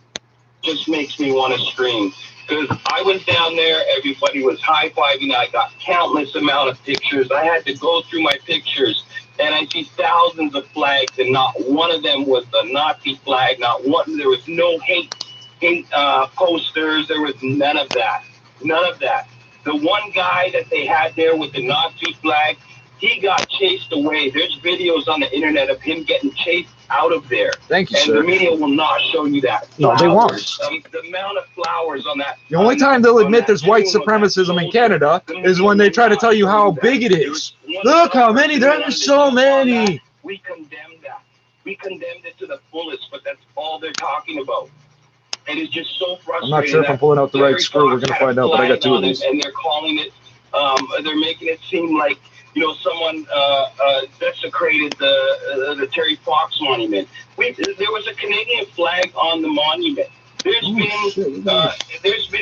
images on the internet with him holding rainbow flags. There's nothing wrong with that. They put rainbow hats on him. There's nothing wrong with that. You put a Canadian flag on him. Oh, you're desecrating Terry Fox. Come on, man. It's dusty. You know, like we need to There's a stop screw spinning missing. this into something that it's not. It's not about hate. It's about coming together, and that's what I saw there. A lot of people coming together. That's all I saw. All right, well, first-hand account, that obviously does count for something, so we'll continue on in this vein. So the I fan appreciate is your dusty. call, Colin, in Newmarket, more of the same, 870-6400. I think it looks like the fan out of a laptop computer, really. Question is, very if small, you but those were run for years, or don't they? even if you donated money and you followed this very closely, or just as a Canadian, Don't lose that little nut. engaged, There's a screw taken out of are you this. proud of what was accomplished or what is still going on, or ashamed because of certain stories that have One on the made, bottom here. well, they've come to light, and they've also, as the last caller said, been amplified to the point where the Terry Fox Memorial statue. Yeah, so you've gotten this wet. I don't wanna say You've opened defaced, it up. but, they put a You don't baseball know what you're cap on doing. it, upside down Canadian flag, and then the tomb of the unknown soldier, where apparently some people have urinated on this. How many? I don't know. Nazi flags, that's one description. Were they Nazi flags per se? Were they swastikas? I mean, there was also a story of the stars and bars, you know, the Confederate flag. But how representative was that? I mean, because again, if you were to listen to some outlets, I mean, they're describing this as a frothing cauldron of white supremacy and hate. And I'm sure that would stand to somebody's political advantage to kind of try to drive home that point. If that's the reality, So there's a safety switch right here. When you pull this lid off, the switch opens, so it won't work if you take the lid off. There's an ultraviolet bulb in here. Especially a participant firsthand, and maybe you've just returned 870-6400. So all fluorescent bulbs emit ultraviolet. No, or let me rephrase that. They generate ultraviolet, and then it turns to, through a phosphor, it turns to fluorescent light, visible light. From the Peak Daily, and here are 3 quick business stories for your Peak Minute. Wireless plans in Canada are finally getting cheaper, or are they? A new federal government report shows progress on price cuts, but the full picture, well, that's a bit more complicated. According to the report, it found the average nationwide price fell by 25% since February 2020. Apple reported its best quarter ever, partly because they have a supply chain advantage. After warning that supply issues and the lingering effects of the pandemic would dent its holiday quarter revenue, Apple actually grew sales by over 11%. Facebook has found a new For southbound traffic on Mississauga Road, it's jammed from south of the QEW all the way down towards Lakeshore. Looking for better results from your Google advertising? Switch to Search Kings, winner of the Google Premier Partner Customer Satisfaction Award. Your search is over. Let Search Kings help your customers. I saw a sign stuck in the ground that said Facebook and Google ads with a phone number. Like a local cell phone number or some shit. I can't get this back in there. How fucked up is that? But dress in layers. You may be able to peel some off in the afternoon. Partly cloudy skies, a nice breeze off the lake, and the high will be 3 degrees. A couple of spots could even hit 4 late afternoon and into the evening. Overnight tonight, down below -8 degrees, wind chill -13 by morning, and right now it's -2 out at Pearson. Feels like -5. City News Time, 3:33. There we calls go. today from Ottawa's mayor for protesters with the so-called Freedom Convoy to pack up as MPs return to Parliament after their winter break. This is day 3 now of the protest. In a moment, we'll hear from the Prime Minister who says he has tested positive for COVID. Let me take this cover off. It goes the top off. But first, we're live to City's Moment Crunching for the latest from Ottawa. A significantly I smaller need a crowd different on the streets of Ottawa today compared to what we saw on the weekend. There are still several trucks parked near Parliament Hill, blaring their horns. Many businesses are closed in downtown Ottawa, including the Rideau Centre Mall, with people being advised to stay out of the area if possible. Ottawa Councillor Matthew LaFleur says they're used to protests on Parliament Hill, but this one is impacting the lives of locals. Residents fear getting out of their homes. We've seen all sorts of incidents and flags, and we want to see an end to this. Provincial Minister of Tourism. Well, I know what the inside looks like. Represents part of the Ottawa area, tweeting that residents and families in Ottawa need to return to work and school. To the protesters remaining, you've been heard. Please go home. Ottawa Paramedic Services says rocks were hurled at an ambulance and racial slurs were yelled at paramedics from a truck that was part of the convoy. Moment Qureshi, City News. City News Time 3:34. The Prime Minister has contracted COVID-19. He made that confirmation shortly before criticizing some members of the convoy protest. Here's our Parliament Hill reporter, Cormac McSweeney. Holding a remote news conference, Prime Minister Justin Trudeau says Canadians are disgusted by the actions of some of the demonstrators in this convoy. We are not intimidated by those who hurl insults and abuse at small business workers and steal food from the homeless. We won't give in. I got issues with you saying that, man. Against the protesters, but Conservative leader Aaron O'Toole is urging the Prime Minister to meet with the truckers and suggests the government is trying to divide the country rather than find solutions. The Prime Minister knows that the voices of a few don't represent the millions of Canadians who are worried. Trudeau has made it clear he will not meet with organizers. Meanwhile, the Prime Minister says he's feeling fine and will continue to work remotely after getting a positive COVID test. 2 of his children have COVID, and while he says it's a struggle for his family, it's one too many Canadians have had to deal with. Cormac McSweeney, Parliament Hill. Look at all the melanin spots, or whatever it is. Eat in a restaurant, go to the movies, work out at the gym again. City's Mark Douglas is at SUEY, finding how things are going as the province starts to ease the latest round of public health measures. Mark. James, when it comes to that nice dinner out, in-person dining is back in Ontario, but it's still it's coming up nice and easy. COVID restrictions. But nonetheless, there we go. So I had them in the fridge for a while. Patrons are simply delighted. Absolutely wonderful, because it's been too long and I'm sick and tired of the pandemic now. The whole world is reopening. I don't know why we're so far behind. The Ontario government is still limiting the whole world's reopening, eh? For in-person patrons who still have to show a QR code vaccine certificate to get inside, and they still have to follow the masking restrictions once they are inside. And while James Ryland from Restaurants Canada says any restriction to full operation is rather frustrating, definitely a feeling of hope that this will be the last of it. And I think what most people want to be able to do is make plans for the restaurant. They want to make plans on the recovery. Ryland says of the 440 I'm going to pronounce it Hokie. that were closed during the pandemic, at the worst, they were losing 64% of their annual revenue, and it never got better than a 28% loss. In 3 weeks' time, Ontario will drop all capacity restrictions for restaurants, movie theaters, and more. Live on the Queensway, Mark Douglas, City News. As businesses start to reopen, many are wondering, is this the last of lockdown measures in Ontario? City's Richard Southern picks up that story. There's been a palpable shift in messaging from Premier Ford regarding COVID lockdowns. He released a statement today saying there's a, quote, desire to put this pandemic behind us and return to life as we knew it before COVID-19. And the Premier said this on Friday. I want to get back to normal. We're going to learn to live with this. It aligns with new messaging from Dr. Moore, the Chief Medical Officer of Health, and for once, opposition parties at Queen's Park appear to agree, though there's a differing of opinion as to what the Premier should do to prevent any uptick in the virus going forward. Liberal leader Stephen Del Duca wants the vax pass strengthened. To me, that means adding the booster or third shot requirements to the vaccine certificate. Green Party leader Mike Schreiner says he wants more to be done to address the airborne nature of the virus. Mandating proper ventilation, not only in our schools, but in vulnerable workplaces. It is mandated. It's already fucking on the books. addition to a Toronto high school destroyed by fire a couple of years ago.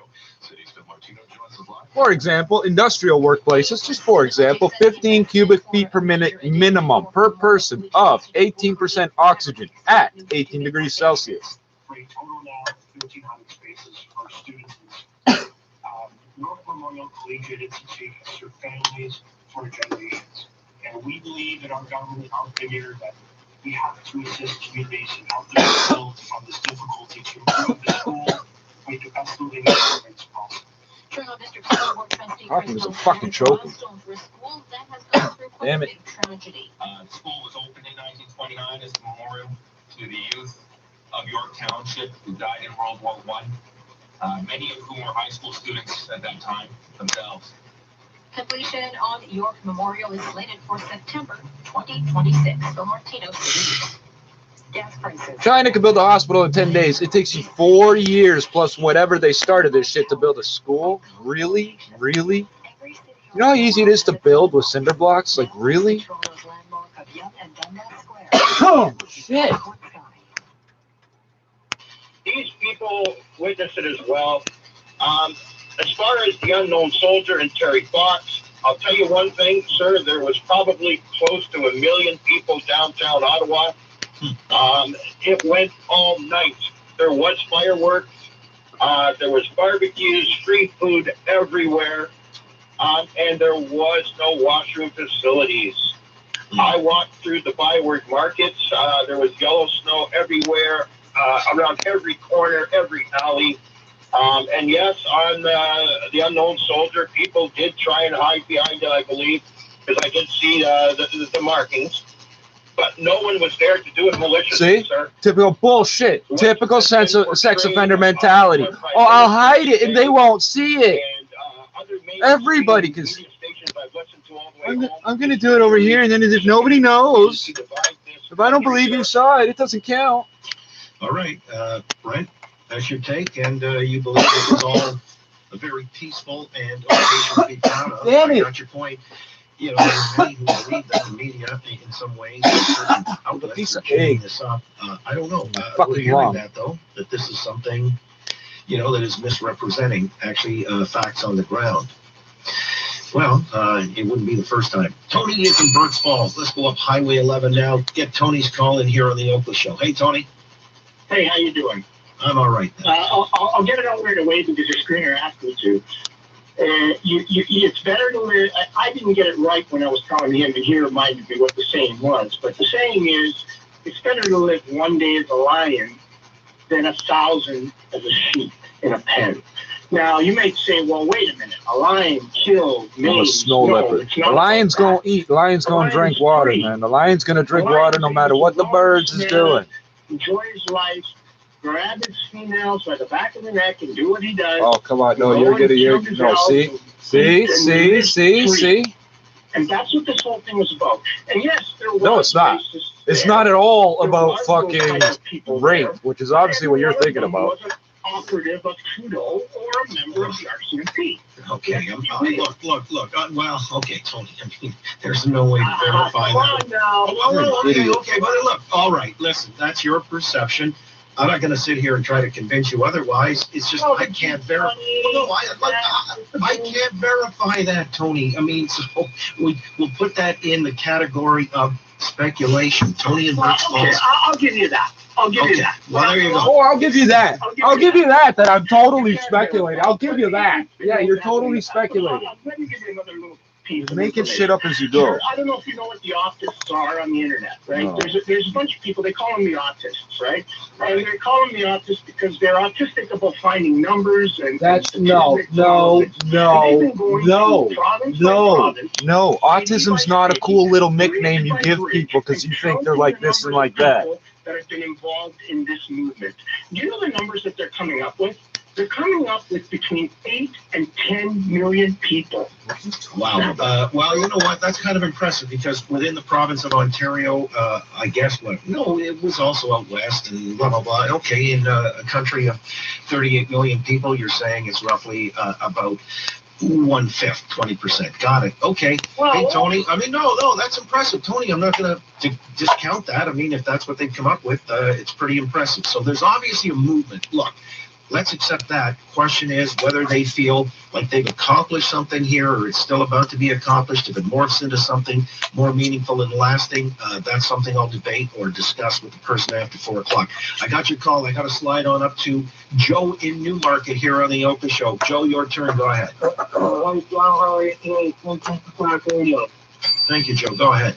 Yeah, no, the media's been kind of downplaying that since before it even started. I remember Sean O'Shea, I think that's what his name, from Global News there at the off-route Friday, downplaying that he recognizes all these people from the Saturday protest downtown, and there's only a few people going down there. The media's been trying to make this a fringe person point from day one. They've been downplaying it. Now, for your guest that's coming, what this reminds me of is when Donald Trump was going through the primaries, and the right people didn't have their ears to the ground and thought that the guy was a quack and he'd never have a chance to win. And a lot of solid people didn't go to Ottawa, but they donated the money to that fund. And the politicians out there, they should really start paying attention, like they didn't in the States, and look what happened there in 2016. All right, that's the question of whether or not this has some lasting significance or impact, and some people maybe they're ignoring it to their detriment. We'll find out. Hey, Joe, thanks for weighing in as well. We'll take it to the top of the hour. I want to hear from more folks who are, let's call it, invested. Whether you donated, you were engaged by this, or you went there and you witnessed with your own eyes what played out on the ground, the facts on the ground. Tomatoes there, and I got some tomatoes there. Sean O'Shea is not necessarily wrong. Some of the people who congregate out at Queen's Park as a regular event on Saturdays potentially could have been there. It would make sense, wouldn't it? Logic would dictate there's another venue to protest similar grievances. They show up at Vaughan Mills on Friday where he was filing his reports. But other than that, what is it that Ottawa is signifying to you? And some people, did you distance yourself now? Didn't want to be affiliated with it because certain reports are saying there were, racist elements, folks who were harassing the citizenry in Ottawa, people working in You'll never admit this white supremacism in Canada, so you can try to make us look bad for it. Wow. Of monuments, that kind of thing. How prevalent was that? And has that made you change your mind or the way you view this? 870-6400. We'll come back with more of your thoughts in a moment. 15 away from the top of the hour. Again, to the roads we go. And a check of 640 Toronto chopper traffic. We still have problems on the go for the Gardner. Westbound past Spadina, there's a crash cleanup, 2 left lane. As protesters have worn out their welcome, pointing to the actions of some supporters over the weekend. It's the perfect staple for your home. Pollux thanks you for your business and loyalty throughout these uncertain times. That's coming right up.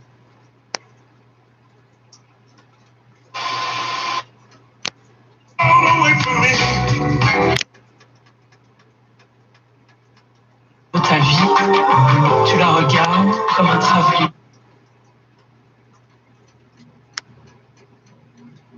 For us in Harlow Nocturne from their 1980 self-titled debut done in New York City. Before that, Joe Coughlin. Bank Arena tonight, Sportsnet and Sportsnet. Oh, shit.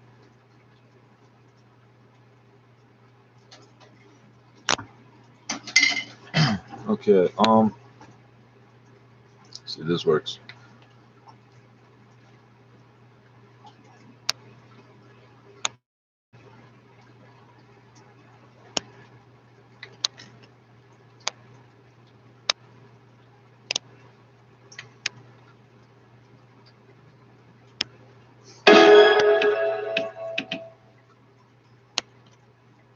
Some of these tomatoes.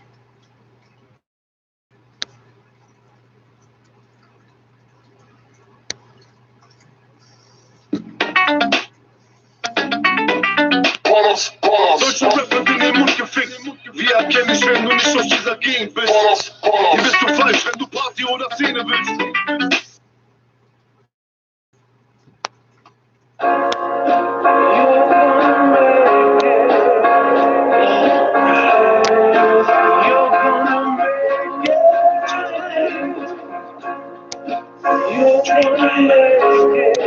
gonna let this one wind down. I don't know why it started and stopped it.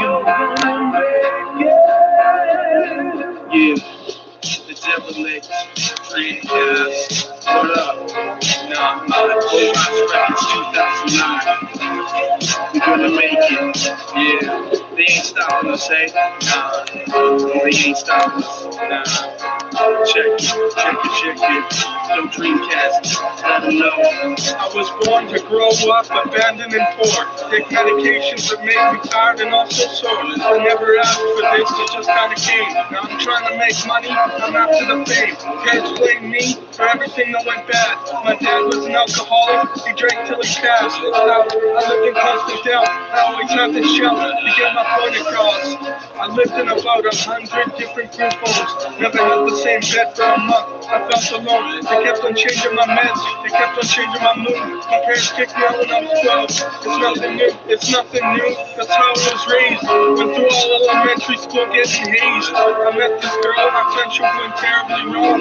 But that's just another reason for emotion in this song.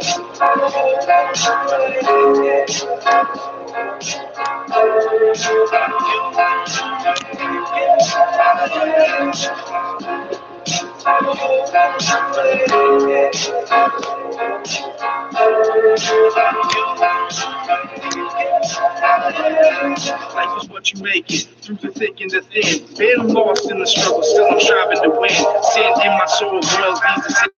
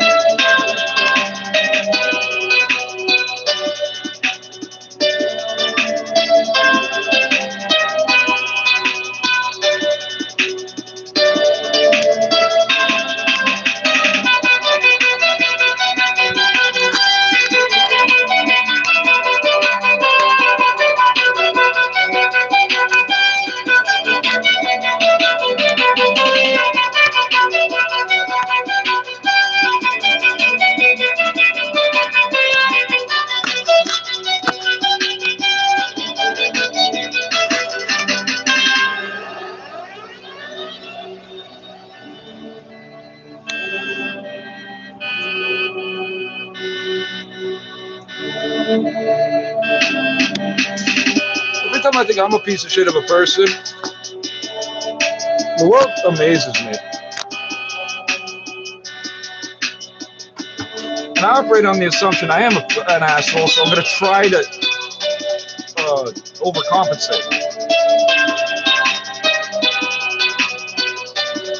But I don't hide it. You fucking see when you judge me for what you really see me say and do, and I won't be mad at you.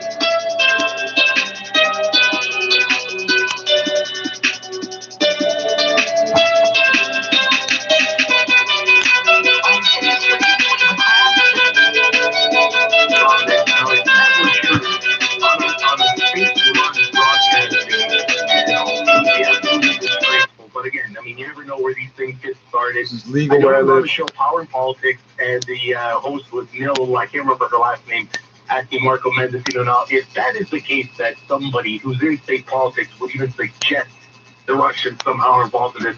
Whoa, hang on. Was it Mendocino himself? He's a cabinet minister. Suggesting...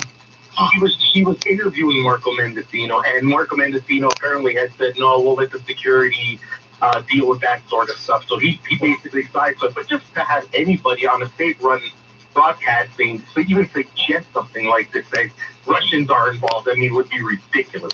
Well, I guess the idea, and we heard from a previous caller up in Berks Falls who was saying agent provocateurs, somehow going in there to undermine or create havoc. It wouldn't be unprecedented. I mean, that's kind of how these things play out sometimes. So maybe there is some of that. Michael, I got a slide. Let me go to Mike in Scarberia. He's been waiting a while. I appreciate your patience, Mike. Your turn on the Oakley Show. Yanni, it's a great day for tailgating radio. What do you? Hey, stop laughing at me. I'm calling in. Have some respect, buddy. You're right. Ooh. There's too little what is going on here? respect going around these days. Go ahead. I'm so hurt. My feelings are hurt. Listen, what the gentleman previous to me he said is actually true. I saw that report, that clip from the CBC. I can't stand the CBC. I don't watch them.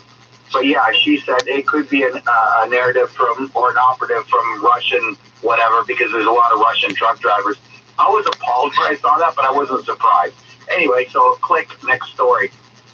I guess the point is, though, what they're saying, though, is it may not have been some Canadians per se who are, they're representing on their interests. I don't know. The destabilization is a tactic that's been going on for a long time. But anyway, let's leave it now. If we don't, let's discount it and move on. What was your thought on the 2 days and on? It entrenched the forward thinking of people being tired of this lockdown. The message from the top down, from the PMO, is even 2 weeks ago in his interview in Quebec radio or whatever, that he disparaged the 10%, calling them misogynistic, racist, this and that. I got news for the federal government. There was thousands of tradespeople there, as somebody had mentioned before. There was thousands of farmers there. And you know what? It's not just the truck drivers. It's all these tradespeople that want a little bit of direction and forward thinking. When you're the prime minister of the country, you have to represent everybody, John. And you know this, right? You can't you can't pound one narrative because you can agree with me as long as it's my thought. No, people think differently, okay? And you had the complete failure of the Ottawa public works. They had no toilets. Where did you expect women to go and pee? So they hid around corners, right? And that's just the way it is. You go to a rock concert with 100,000 people, you're going to get 10% that are morons. That's just the way it is. For the amount of people that were there, I think they behaved very admirably. I can't even pronounce that word. Mm-hmm. And very respectful. And everybody was the same. Everybody sung the same song. It wasn't about anti-vax or vax. I had a lot of friends that went there, and they froze to death almost. I didn't go because I was working, but I would have liked to go. I mean, all right. So I got your point. I mean, a couple of points. First of all, there is political calculus in these kinds of events, which cynically or otherwise, that's the way they take a sounding of the water and determine which side do we want to be on or represent. It isn't always principle that guides them. I'm just leaving that as a generic kind of statement. And then the other thing, obviously, is that this wasn't, you're saying there was a coherent message. Some people would beg to differ, including my guest who's going to join us here in a few minutes. I've got one time for a last call. It's Alan Berry. Do we have time? No, it's my apologies. Franny in Richmond Hill. Franny, I'll give you a last word real fast. Good afternoon. Oh, John, I'm a first-time caller. Huge fan of yours. My daughter was raised on John Oakley. She actually asked me to give you a call today. Am I on? You are. Go ahead. Listen. She asked me to give you a call today because she's in class. She's University of Ottawa student, 4th year, 22 years old. She was there FaceTiming me all weekend. She was close to Parliament and had a blast. She said she's never felt such Canadian pride in all of her life. And unfortunately, last night at 1:30 at night, she received from the Student Union, Ottawa University Student Union, executive statement saying that they didn't want any classes today because this was not a regular protest. It was a hateful mob fueled by white nationalists and Canada's far right. with no regard for the well-being I don't of believe residents that. or No, the there's. public health of others. I keep It hearing the goes same on thing for about about this 4 all-white paragraphs. contingent of truckers, and that's not a thing in this country. It's not. That doesn't exist. A white nationalist.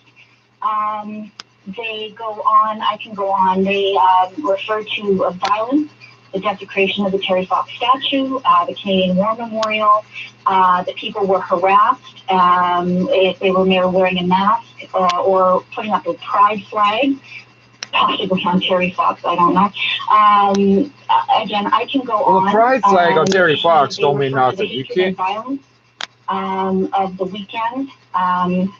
Do you think he would be homophobic? Really? Interpretation. Yeah, basically what you're saying is they are mischaracterizing what took place. Your daughter Terry Fox is Canada's modern-day Jesus Christ. From the student union as sort of the imprimatur of officialdom, and that's where part of the problem arises.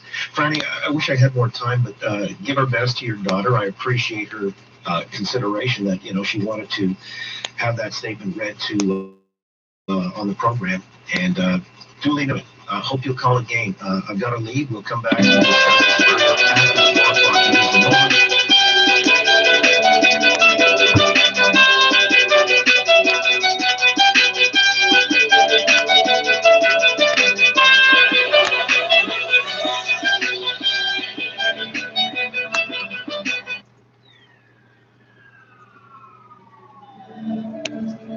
I'm gonna just keep planting my tomatoes. You find them out in the bush. Help yourself. Take what you need, leave the rest. Spill some on the ground, it's okay.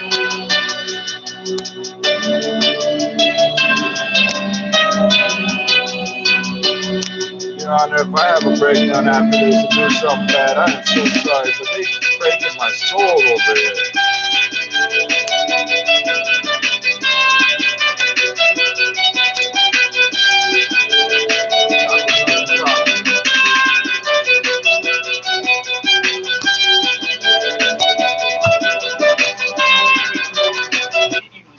Ottawa's mayor telling them to go home.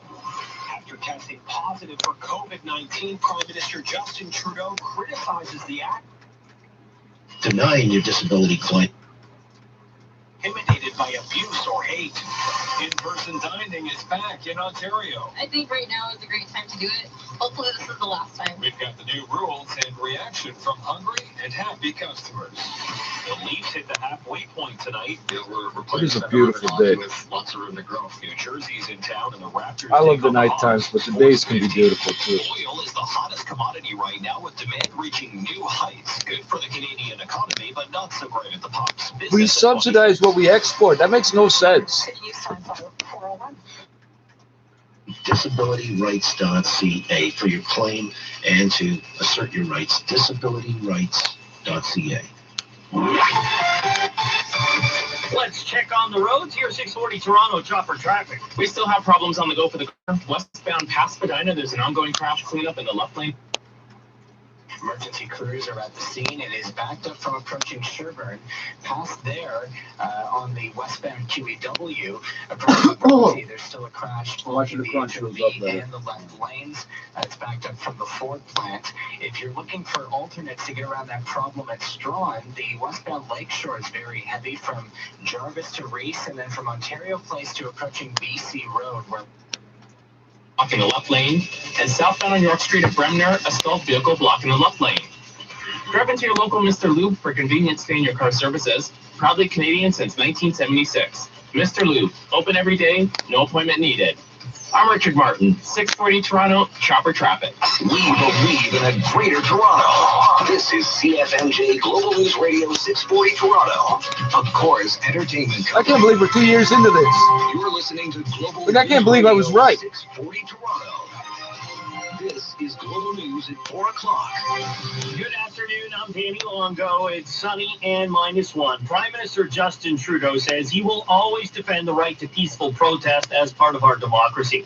But he's condemning the behavior of some of the protesters involved in the truck convoy against vaccine mandates. I haven't seen any of the footage, so I don't know. Canadians are shocked and frankly disgusted by their actions. I want to be very clear. We are not intimidated by those who hurl insults and abuse at small business workers and steal food from the homeless. We won't give in to those who fly racist flags. We vote cave to those who engage in vandalism or dishonor the memory of our veterans. And Trudeau says every Canadian is sick of the pandemic and that it's not going to end because protesters demand it, but by people getting vaccinated. The Prime Minister is also calling on members of the convoy that arrived in Ottawa on Friday, who are disgusted by what they're seeing, to step up, take responsibility, and condemn those actions. Government House Leader Mark Holland says that MPs and others who work on Parliament Hill have had issues getting into the House of Commons because of the anti-vaccine mandate trucker convoy. He says the behavior of some of the protesters is counterproductive to the message they're trying to deliver. This, I don't think, is working. I think that the reaction to Canadians has been mixed from disgust to anger to frustration, to feeling sad that this would happen on our soil. Holland says as elected representatives, parliamentarians have a responsibility to be in the House of Commons, and no amount of intimidation will stop them. Prime Minister That's Justin fine, but Trudeau you can also do that over Zoom, like the rest of us, Facebook, whatever they call it now, video chat, calling, whatever, Skype, today. He said another WhatsApp, of his 3 kids fucking, have also tested positive. Trudeau says he not feels TikTok, fine and but has one no of the symptoms TikTok and appeared companies, via video there's another for a one. question period today in the House of Commons. He says he'll continue to work remotely all week. Ontarians return to restaurants, gyms, He's sitting there with the remote. in weeks today as COVID-19 This restrictions. is Justin Trudeau working remotely. Stepped into a downtown Yeah, restaurant remotely this morning working. to enjoy Yeah, coffee remotely before working. heading to work. I'm remotely working. They remotely working. Sense of relief to be able to go back to something approximating normal life. As of today, restaurant, dining rooms, gyms, and cinemas are allowed to reopen to 50% capacity, with patrons still required to show proof of vaccination. As far as numbers go, we are starting to see some encouraging signs. I saw that sign on the Tim Hortons. I was like, that sign wasn't here last week. Like, it said from September. I didn't see it till January. Some of the important numbers decline. But it's only for dining in. Like, okay, why don't you serve everybody that's walk up out the window? No, only the mobile orders are out the window. Wait, that doesn't make sense. Mobile orders, you should be able to walk in and pick up and walk out. Walk up, you're like, here's my phone, thank you, and leave. The window should be for people lining up that ain't vaccinated, that ain't mobile orders, just cash money or whatever the interaction works. And that we need to play things by ear as we move forward. Just for the record, I found this. It's discarded from a restaurant that appears to be closed. Which was approved for emergency use more than a year ago. Since then, the vaccine has been given to tens of millions of Americans. The U.S. has not yet cleared Moderna's vaccine for use in 12 to 7-year-olds due to the rare risk of heart inflammation seen mostly in young men and teen boys. Will the Beijing Olympics be considered a success on any level? This one prints a receipt too, doesn't it? Ceremonies go on Friday, with some of the games getting underway on Wednesday. Robert K. Barney is the founding director, International Center for Olympic Studies at Western University, and says if Beijing organizers learn from Tokyo, the games could be a good one. And I think some of the lessons learned from the Tokyo experience, I think, will be profitable for the Chinese. We'll wait and see. My sense is that the expectations over there and the preparations are magnificent. Barney says these games could go off better than they did in Tokyo. He says many of the sports are being done outdoors, so he's optimistic they'll go off without a hitch. Toronto Maple Leafs will try for a 4th straight win when they host the New Jersey Devils. Great time to do it. Hopefully this is the last time. Restaurants Canada open for that exact same thing as well. Central Region Vice President James Riley says this is a time for hope for the industry, but as for in-person dining, still limited to 50% capacity, and customers still having to show a vaccine certificate. Okay, I know it's the nature of the beast, but what is up with the signal? The restrictions on your restaurant, especially the restrictions on how many people could be in, it just makes it that much harder. Remember, it's installed user base. And for every installed stereo, there's like 3 people that might listen to it, or 5 or some shit. Somewhere between 3 and 10, probably. No capacity restrictions at all. Live on the Queensway, Mark Douglas, City News. And you may be done with lockdowns, but what about the Ford government? The Premier has made a big pivot in his COVID messaging, and it's raising the question about whether or not we'll ever see another lockdown in Ontario. In a statement today, so what does that mean? There's a desire to return to life as we knew it before COVID-19. He also said this to a local radio station on Friday. We got to learn to live with this and get things back to normal. In alliance with what Dr. Moore is saying, and for once, opposition parties appear to agree. You were supposed to learn 2 years ago how to make the protocols normal. You have to make the effort and the investment, which Doug Ford has consistently not done. To prevent any further restrictions, Del Duca says he believes the premier should strengthen the vaccine. To me, that means adding the booster or third shot requirement to the vaccine certificate. Brand leader Mike Schreiner has ideas of his own. Mandatory N95 mask in global workplaces, permanent Tim Is it not already? And what's next? Richard Southern, City News. City News Time 4:08. Can we not make the ventilation part of the, like, is it not already mandated to have ventilation? Turning off the ventilation should make you liable for that $1 million. There's a $1 million fine, new rule, $1 million fine if you get somebody sick. So, Jana, Minister of Education Steve Lecce says the province is making an $11 million investment for major addition to York Memorial Collegiate Institute. It will create 368 new student spaces and bring the total number of spaces to 1,300. So we're very grateful to renew the entire school to build an expansion funded by the province, working with the school board to build new futures, new memories. Toronto District School Board Trustee Chris Tomp says it's a milestone for a school that has gone through quite a bit of tragedy. It was opened in 1929 as a memorial to the youth of York Township who died in World War I. Many of whom were high school students at that time themselves. It served successive generations, including my own family. My grandfather was a grade 9 student in 1929 at that school. My father went to that school, and successive generations of my family as well. York Memorial is expected to be completed by September 2026. For Martino City News. And we'll track down next.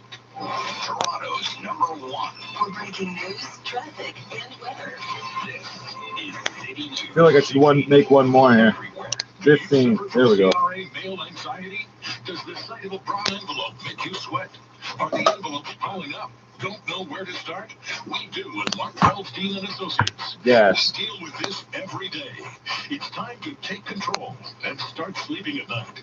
Call Mark Feldstein, Chartered Professional Accountants now. Visit markfeldstein.ca. So the next time you see a brown envelope, think markfeldstein.ca. Now the City News gas price update. Pro predicts the price will not change at midnight. Right now it is hovering around 152.9.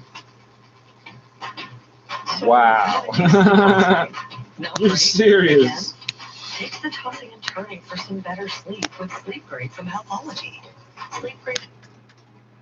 What happened was there was kind of this group of people, some of which, I'll be dead honest with you, some really unsavory ties, who started this idea of a convoy, and were able to kind of latch onto it, and it caught fire. And I think a lot of these, average, Canadians, maybe not so average, but average Canadians, they just saw a movement, and they want to express their frustration. They want to be upset, and they kind of latched onto it without really thinking or examining who exactly was running the show and how they were running it and what their ultimate goals were. They just wanted to express anger. And so we definitely saw that in Ottawa this weekend, right? A bunch of people came downtown and did the Democratic thing. And, Ottawa people, they're not a huge fan of this protest right now. I have a lot of friends downtown. A lot of students, frankly, actually, students who they're not exactly multimillionaires, they're not exactly running the show, but they're kind of stuck living in it. And but at the end of the day, protest is disruptive, right? Protest, makes noise, is loud, is inconvenient, or often it's not very effective. So that's what we saw on the weekend. And then within that, we saw the extremist elements within that kind of larger crowd really make their presence known. And then we saw all the unfortunate things at the homeless shelter, at the War Memorial, at the Terry Fox statue, all these different kinds of things. So today seems to be a lot of people went home. By all accounts, a number of people checked out of the hotels, and we are kind of left with this harder core of people that are now in Ottawa. And it's not clear when this is going to end, and if the people who are there are kind of representative of maybe some of the broader frustration in Canada right now. And that's kind of, I think, where we are right now, and there's some concern about where this movement goes from here. Yeah, let me pick up on that point in a moment. Again, Stephanie Carvin's with us, former National Security Advisor with the Government of Canada and author of the book Stand on Guard. When you talked about unsavory types or fringe activists that people have latched onto. Okay, my brain keeps going back to the last weird thing that happened before I got in the door. Was the guy grabbing all the cheese and the chocolate milk? Like, dude, you can see that point. Use your head. Yeah, I mean, Get some bread or something in between all that. For 2 years, right? And you kind of come and says, hey, we're finally going to be able to show that we're upset. You know, the politicians aren't listening to us. Let's go downtown. Let's go protest. And yeah, and I don't think I think people just see a protest when they see truckers. And in a lot of ways, truckers have been heroes of the pandemic, right? Going back and forth, putting themselves at risk, spending lots of time away from their families, making sure we have food throughout all of this. If we got a merchant marine, I think they're the merchant army, if you think about it. They're MSE ops. They don't have a second guy riding shotgun with a gun to protect the fucking load, and you know people try to steal them loads. That kind of was kind of the poster child for the if I can use that term for the movement. But really what we saw in terms of who organized it, there were there's Brexit supporters, people who support the division of Canada, people who and these are the literal people running the GoFundMe. I mean, people who've espoused like anti-Semitic and Islamophobic conspiracy theories, people who have just said the only way we're going to solve problems in Canada is with bullets, like pretty much a verbatim quote from Pat King. So I mean, and who's very much although they tried to disassociate himself with this event, he's someone who is, as we speak, trying to reassert a leadership role and was, very influential. He has a Facebook page with 200,000 followers on it. So, these are people who played a big role in trying to organize this. But but even if the majority of people at first maybe just saw some frustrated truckers. Yeah, I had the sense, though, in the first hour, it was exclusive to people who were invested some way in this protest, and many of whom had come home. I didn't have the feeling that they were in any way affiliated with these marginal elements, but you're saying maybe it's been subsumed by a larger movement, or they're really, the people who decided they were going to go up to Ottawa or put some money into the kitty there don't really rationalize it that way. I'm sure, though, this is playing in the political calculus of the various parties. The Prime Minister, expressed his disgust. And yet I felt there's kind of a mixed signal here, because on the one hand, these are honest, hardworking Canadians, or many of whom express their, reasons for going up there and their frustration and anger and so on. Is the Prime Minister missing the boat on this, or is it political calculus and he's just decided as a wedge issue he's on the right side of things? My grandparents would have so much to say right now. I'm going to spare you my interpretation. My academic research. But I personally have been frustrated with a lack of leadership. I think from both parties, honestly. I think that Canadians need to see some kind of roadmap. I think from day one we should have been investing in building more ICUs, because the reason we keep having to lock down is that we have to protect our healthcare system, which is extremely fragile at the best of times and is almost completely helpless in this pandemic. And that's what frustrates me. I'm like, okay, you want to stop the lockdown? You want Canadians to continue to have hope in what you believe? That's fine, but like, what's the plan? And I feel like this failure, and look, it's hard. I get it. It's a pandemic. No one anticipated that, there'd be all these different ways. Well, maybe some people did. I'm not a scientist. I'm a political scientist. But, I think maybe that's where Canadians thought, okay, we'll get the vaccine and it'll be over with. Looks like it's not. So where is that leadership? And I think that inability to communicate to Canadians leadership is what's kind of giving rise to this kind of populism that we're seeing, right? And I think that, because the populists are offering, the people kind of behind this movement, like I disagree with a lot of them, but at least they're saying things like, we have a plan to end this, which is just to end it and just kind of let COVID go. Now, there's other people who are saying it's a conspiracy theory and that vaccines are harmful and all these other things. But that's, that's for whatever reason they're saying this, or at least offering a plan. And what I'm not seeing from politicians is really a plan or action or things to kind of make it better. And I think that's what gives rise, is people are looking for solutions. They're not finding it in the mainstream parties, and so maybe they turn to a slightly more extreme version. Again, Stephanie Carbon's with us. The op-ed piece in the Globe is, will the Ottawa convoy morph into a Tea Party-style populist movement?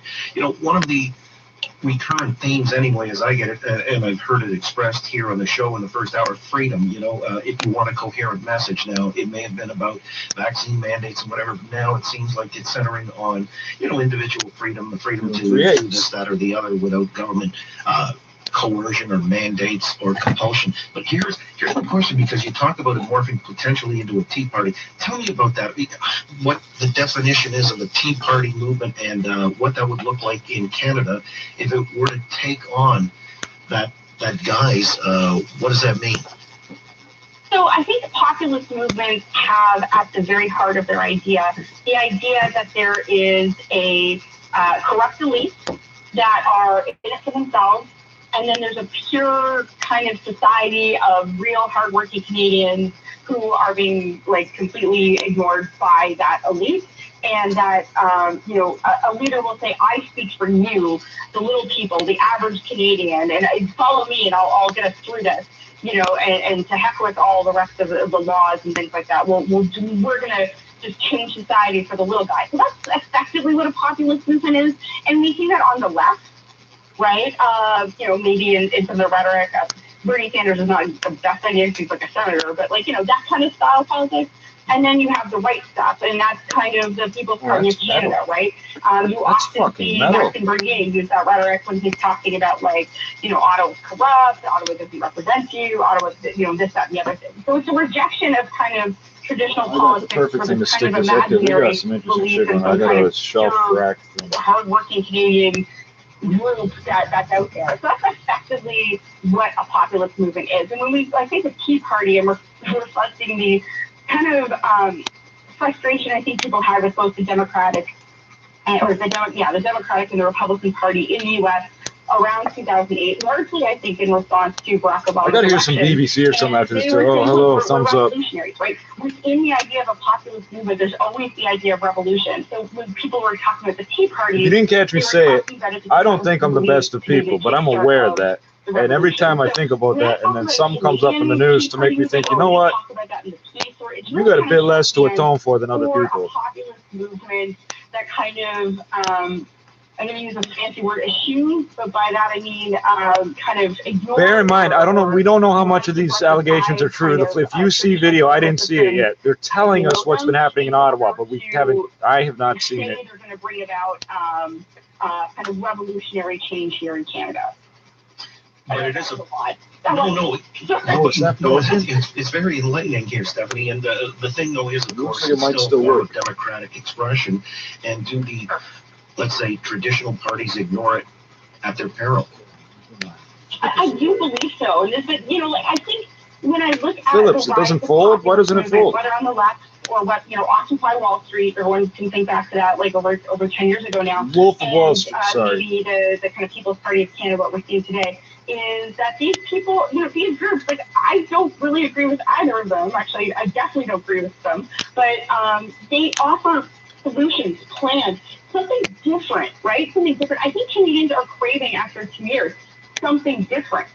And this is, I think, the appeal of this might be. So I don't know if they don't go by the name Antifa in Canada, but what do we have here? The Black Bloc and stuff like that. There's so much sketchy shit up here. That can generate millions of dollars. It's like Cuba and Colombia and Paraguay combined up here. Yeah, they're saying they put a pride flag on Terry Fox, and all I can think is, do you think Terry Fox would be homophobic? Because there's people out there that hate disabled people. Like, it's like. But I think the it's reason a xenophobia. That is, it's just the idea that they offer solutions, and sometimes they're oversimplistic solutions, or solutions that don't say work with our Constitution, or these kinds of things. But people don't necessarily look at the fine details. They just want someone who, I think, validates how they feel about things and seems to be offering just something different. And mainstream politicians ignore that. If they don't offer plans, if they don't offer hope, then yeah, they should be worried. Very interesting, very enlightening as well. I really appreciate your time this afternoon. All the best. Again, the op-ed piece is in the Globe and Mail. Stephanie Carbon, former National Security Advisor with the Government of Canada, and author of the book Stand on Guard. We'll have to do it again down the road, Stephanie. Thanks for your time. I thought I had an idea, but I don't. You're quite welcome. Come back in a moment. Somebody who was wrongly convicted of a murder. He didn't commit. His identical twin did. The lawyer for said party. Joining us in moments on the Opal Show. 640 Toronto. 22 past. To the roads we go. And a check of 640 Toronto chopper traffic. Oh, do you want to hear the extended? Yes, winter storm coming later this week. So enjoy this calm conditions that we have here tonight. Clear skies. So you're telling me I'm not done? I got to go chip all that ice over the next couple of days so it all melts off. I got to get a 1 pound propane cylinder for my little torch. I got to find my torch. I know it's here. I stashed it somewhere safe. I just, where was that? And then as Wednesday goes on, temperatures falling through the day from 1 down to -3, and everything's going to start switching over to straight. I looked up, we can get for $200, we can get an electric power shovel, they call it, but it's a snow powered, like a broom handle thing. The cool thing about this, it only weighs 13 pounds. There's no engine, so there's no fuel. It plugs in is the issue. If you got a property that has lampposts with the electric outlets, that would work perfect. And then I realized I have a fucking plumber's torch in here Special weather statement has somewhere. been issued for this storm for Toronto west to London. Overnight tonight, down to low -8 degrees. Currently -2, wind chill -6 at Pier 7. Coming up the bottom of the hour, the Prime Minister says there have been plenty of protests on Parliament Hill over the years. Don't see the level of hateful rhetoric, of swastikas, of abuse towards their fellow citizens. He continues to work remotely after testing positive for We've COVID. seen the fucking protesters get beat up and choked out by the RCMP and the Prime Minister, so hold on there, buddy. Yeah, I'll probably just spoil it away. Mutual funds at the bank and watch their high fees suck the life out of my retirement. Did I roll a joint? Ah, shit, I meant to roll a joint. I'm sorry. I got so caught up. Huge difference. Really? Toronto's news talk leader. Barely another 10 centimeters of snow. No. Yes. Or better yet, Mary, why? I don't want to miss this murderer thing. I know there are people God, out there false like you. conviction thing. See, I just did exactly what everybody does. I am. Jeff MacArthur, weekdays at 1. We are 640 Toronto. Now streaming on Discovery Plus. Living off grid, I'm the boss of whatever I need to live in my life. You're going to kill me here with this. My name is Aaron Waxman, and if your long-term disability claim is denied for any reason, call me at 416-661. They said I didn't even work there, and there's nothing wrong with me. Personality and intent. But it doesn't look like we're going to be sleeping that much. From the producers of 90 Day Fiancé. Have you ever eaten drunk in France? This ain't first. So coming up next is something about a falsely convicted non-murderer. I just did what everybody did. I called him a murderer. February 2nd to 15th. Made with 100% ethically sourced premium Arabica beans, customized and handcrafted just for you. At participating Tim's restaurants in Canada. Extra charges for modifications, not valid for delivery. Terms Modifications. Do you suffer with red, itchy, watery eyes and sneezing and late? You used to go to a place and order a sandwich, and they'd be like, you want mayo on that? Now that's a modification, bro. Oh, I'm not certified to do modifications. Let me get the manager. He'll call somebody in to finish your sandwich, bro. Made to your job, you need employmentlawyer.ca. Your employer can't reduce your pay. I'm trying to display this. You. If they do, you may be entitled to full severance. Call Lior Samfiru and get what you're owed. Employmentlawyer.ca. They're going to run 8. Okay, here it is. Here it is. I got a shitload of magnets, but there's stuff stuck to all of them.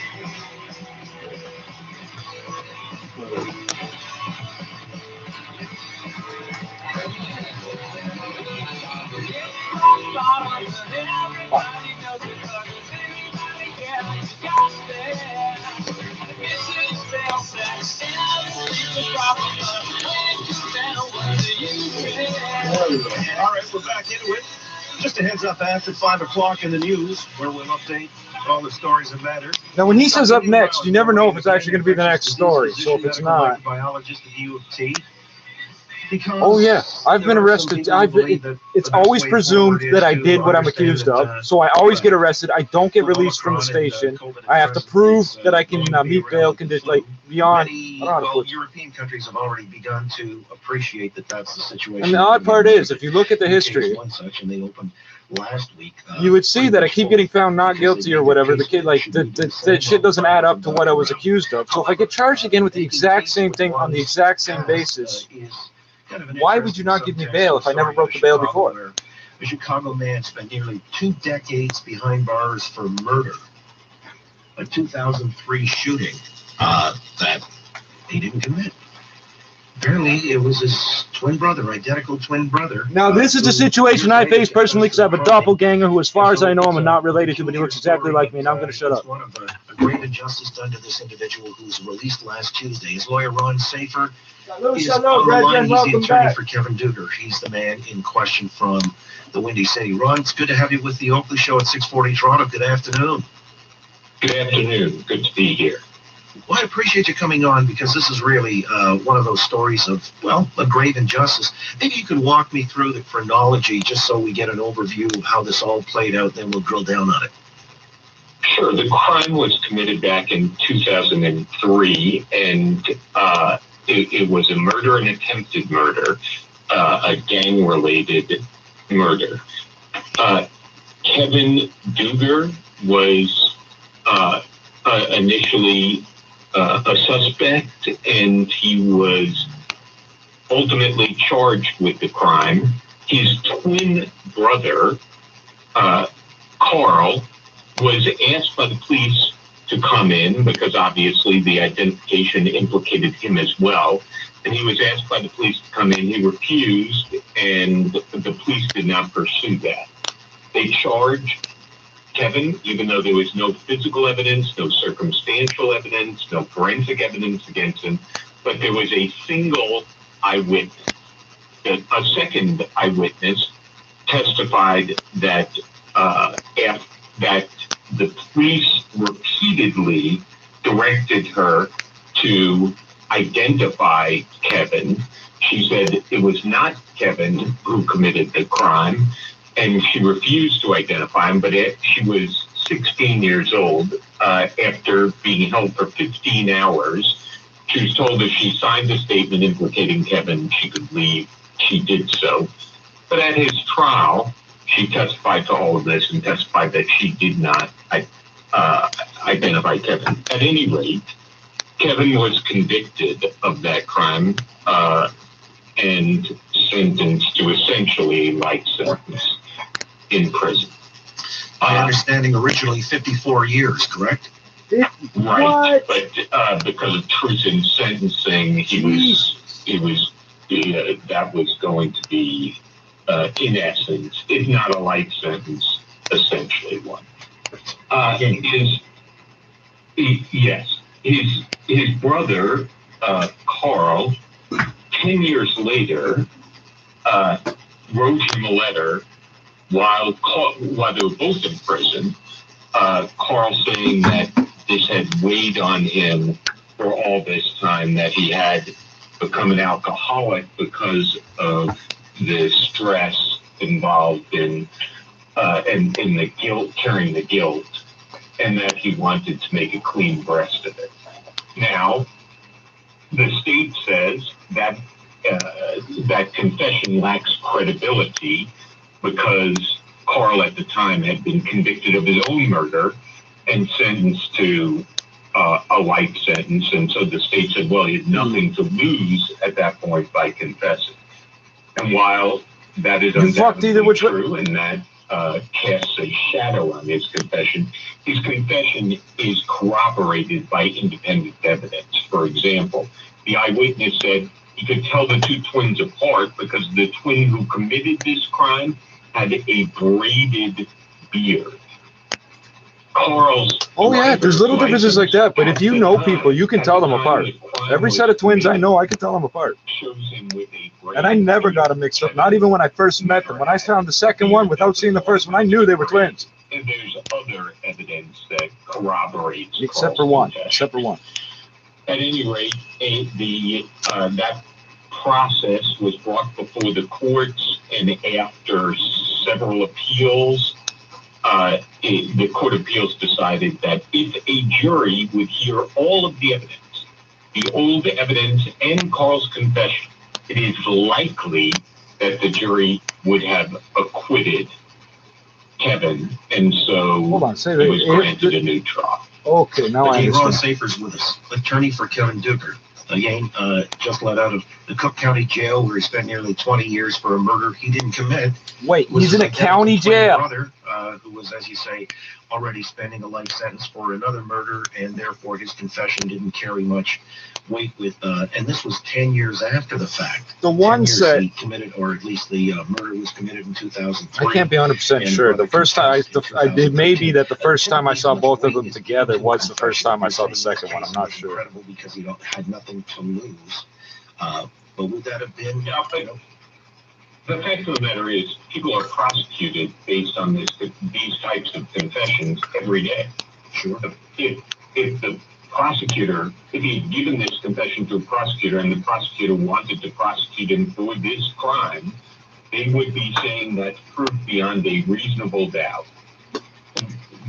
We, of course, don't have to prove that. We just have to prove that it creates a reasonable doubt that in a situation where, again, you have no motive, no physical evidence. Isn't it the classic problem? Oh, the two twins, the two Siamese twins, and one of them commits a crime. Hold on a second. This happens in real life. To have committed this crime. Ron, when did you get involved? Did you get involved in the latter stages upon appeal? Yes, I got involved in the latter. Once there was a retrial. I mean, this case is a made-for-TV movie. Sure. Because Kevin's lawyer, Karen Daniel, was the head of the Center on Wrongful Convictions, and she was an angel come down to earth, and she believed in Kevin's cause. She wrote the appeal. She asked me that if she was successful, would I try the case, and I agreed that I would.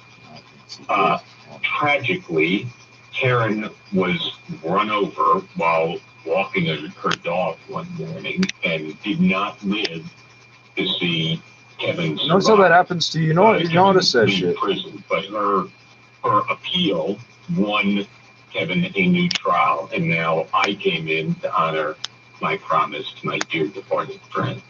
And he did leave prison last Tuesday after 20 years. What, if you could summarize? Somebody throw that guy a bag of weed or something. At that point, Coffee or very briefly, how was anything. that? A $5 bill, something. Help him out. It's beyond description when you see somebody who gets to hug their family the first time in 20 years as a free man. It's indescribable. 54 years. How the fuck they give you 50? Like, that's experiences you could ever imagine.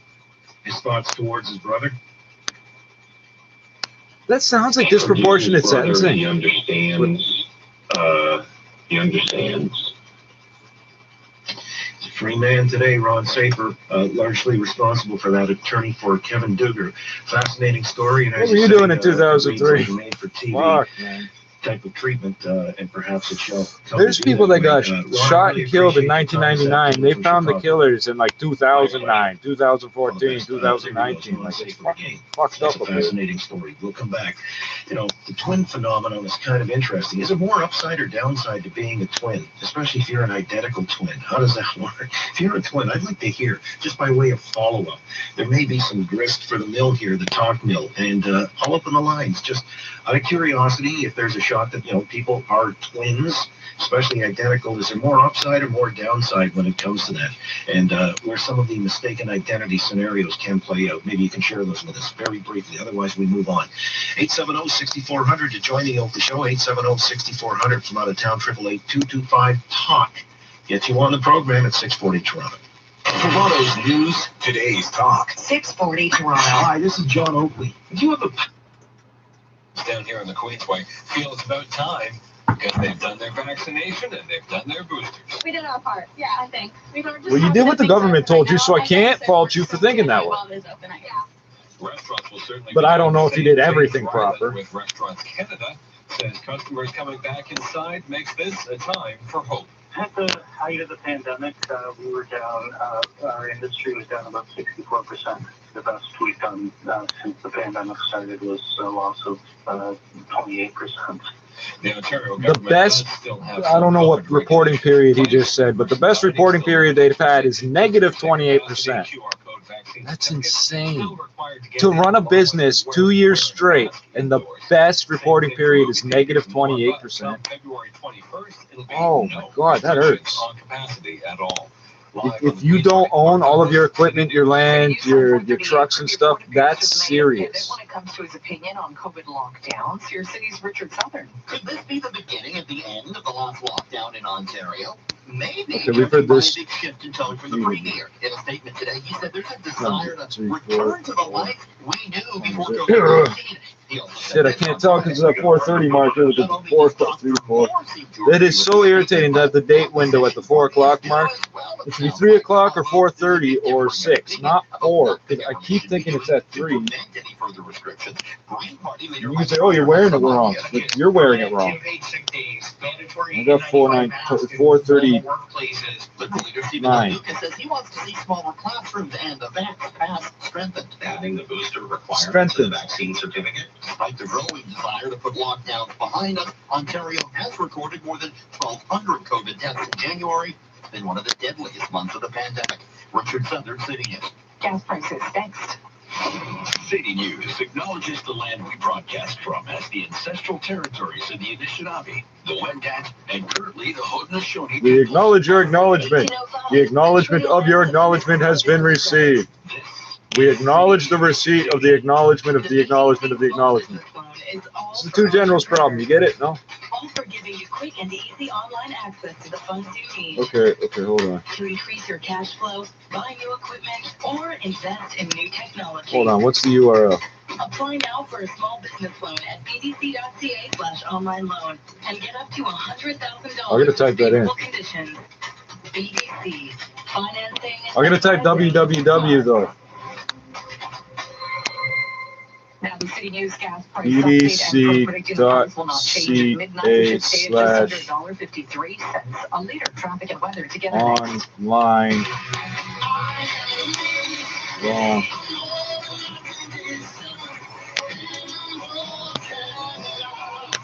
This week's pretty strong. I think I should make the joint. I keep trying to make the joint fat, but then I keep sort of switching back and forth, mixing the ratio here. Don't pay till next year with I'm losing my fucking mind. no payment, no interest. I think I may be suffering a breakdown. I'm trying hard not to. I don't know. Stock is limited, so Google Atlas Care now. Atlas Care heating and So there was a kid. And keep families warm. Hurry and Google Atlas Care. Let the guys in the green truck save you big bucks. There was a kid who served 6 years. Because the judge said at his sentencing, because you admitted to testifying or that you started shooting at them after they were running away, I'm sentencing you to blah blah blah blah blah. Go back over the transcripts. He never ever said that. Somebody hit him in the head. He fell down. The gun fell on the ground. He grabbed it and started shooting. That's what he said happened. 6 years for it to get an appeal to get released. There's a man who. The police from down in, I believe it's 14 division, is it 13 or is it 11 or 14? Down on King Street, Queen Street area, Jameson, walk up to him and arrest him and then put drugs on him that they got from somebody else because they went over the videos and it's like fucking precision of what these fucking cops did. Long story short, and I think he did 7 years or something. That was back in 2016. I read about him getting out, and so around September, October, and he said he's going on to start a record company based out of Parkdale. But I would have to look it up to remember his name. I'm so sorry. I really should keep like a database, like a Rolodex of people, but I don't. From approaching Jameson to Ellis, your best. We were dating a couple of times. There was, I don't think they knew who they got. And so that was fine. As long as, and my twin married, a really good friend as far as our husbands were really good friends, and that's important, you know, because it was always the four of us that we did lots of stuff together. Yeah, I was going to say, that might be convenient in a certain sense, like, I've got a headache tonight, you go out with them. He'll know. Yeah, that could be, yeah. No, it's a wonderful relationship. My mom actually had 2 sets of twins. Wow, so it's something genetic, I guess. Yeah. Well, yeah. Jesus. All right. Well, I can't explain that here, you know. Okay, we're out. Trudeau et son équipe ont fait de nombreuses promesses.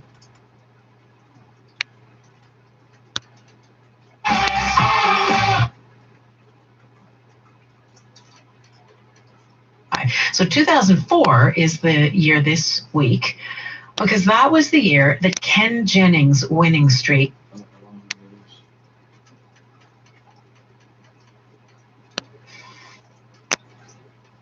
$206-1008. अपने मकान की next month closing है, कुछ सोचा TV और appliances कहाँ से ले रही है? हाँ, ब्रह्मपुर टीवी और अप्लायंसेस जहाँ स्पेशल सेल चल रही है, TV, fridge, washing You sell television and appliances, Brethren. I want the 55-inch TV that will keep my drinks ice cold.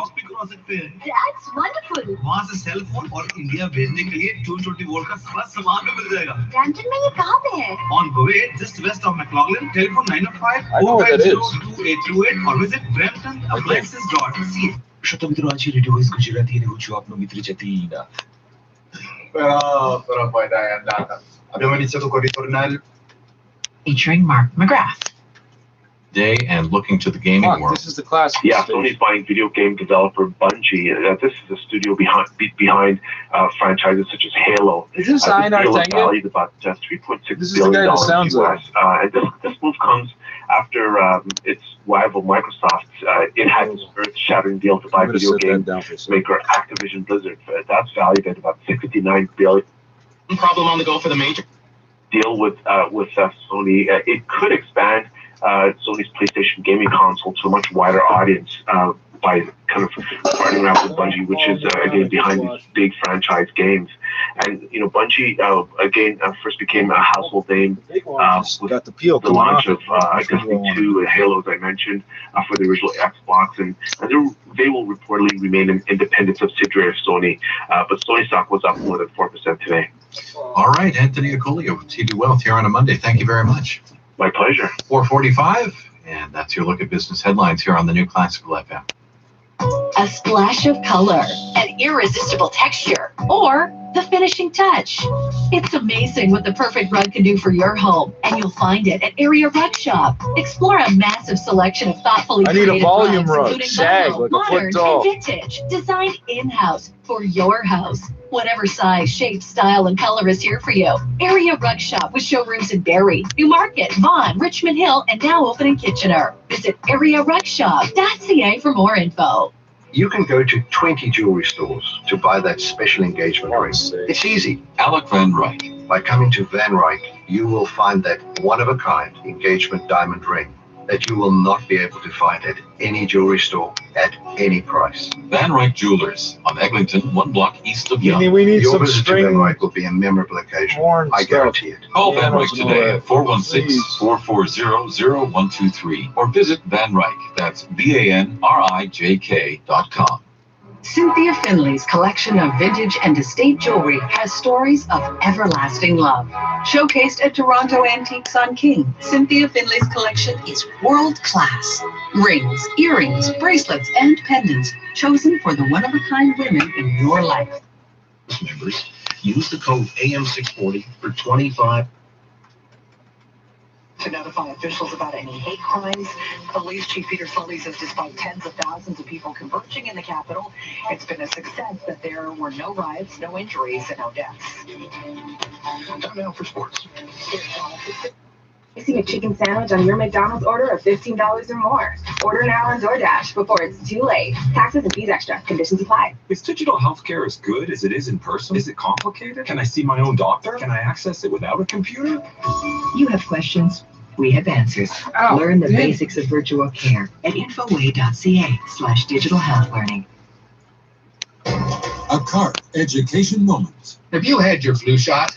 I'm Bill Van Gorder, Chief Operating Officer for CARP, urging you to be proactive by getting your flu shot today. Getting yourself and your loved ones vaccinated for influenza is more important than ever. CARP is concerned that this flu season may be a twindemic, with COVID and the flu together, creating the highest hospitalization rates in years. We want that didn't happen. The flu vaccine will greatly reduce your risks. And for folks over 65, the National Advisory Committee on Immunization recommends the high-dose version. The flu vaccine also helps reduce the spread of flu to others, your loved ones, and the community, some of whom are at a great risk of serious complications. The more people who get the flu vaccine in your community, the less risk to everyone when it comes to getting influenza. Learn more by going to carp.ca/influenza. Your commute seems faster with the music of the masters on the new classical 96.3 FM. I'm gonna put this in a different spot.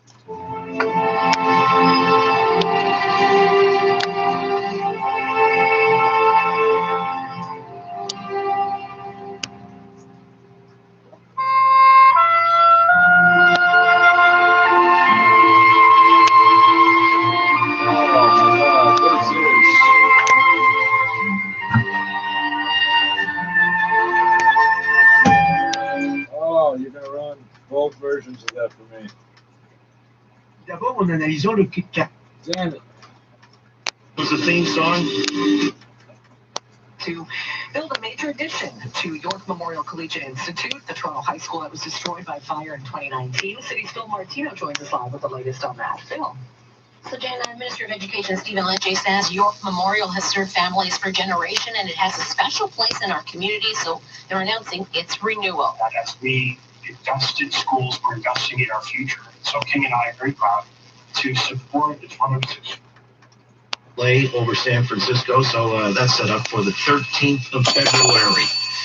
Right in the middle of the Olympics, too, but the Super Bowl will probably take precedence, at least in this household. That being said, asking about twins. We just had a story of identical twins. One guy took the rap for the other brother, and anyway, finally freed after 20 years.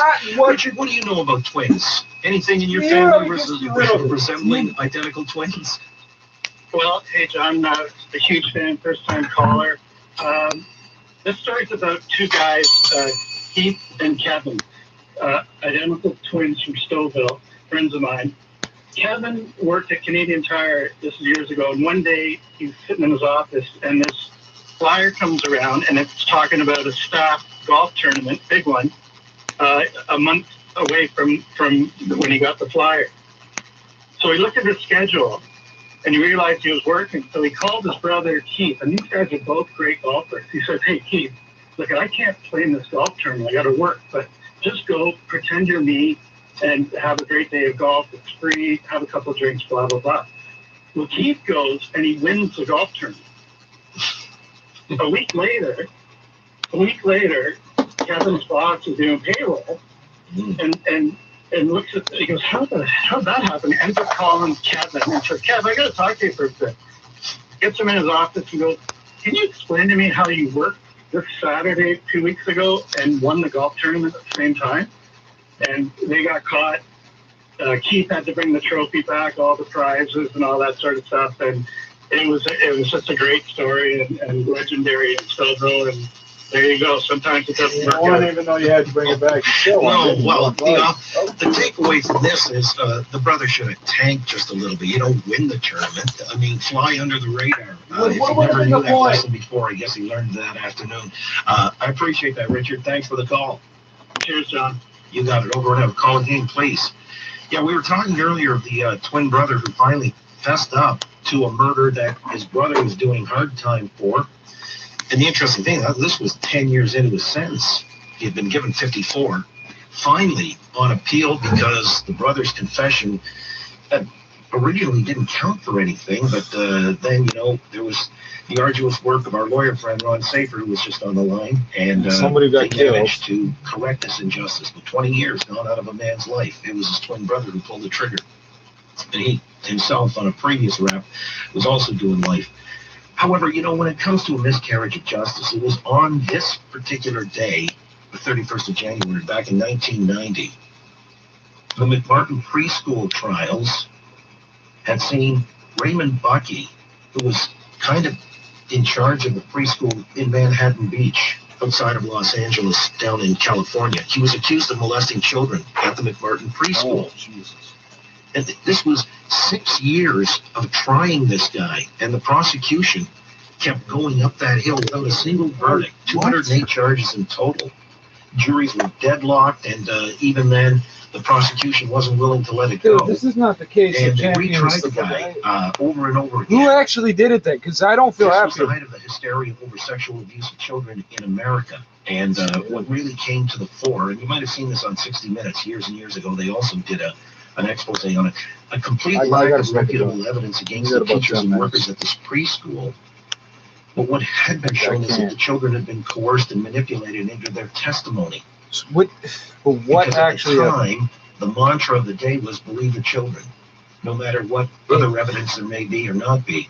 And these advocates, who were children's advocates, obviously, and it's necessary to operate in the best interest of the kids, but sometimes they can get a little bit, let's say,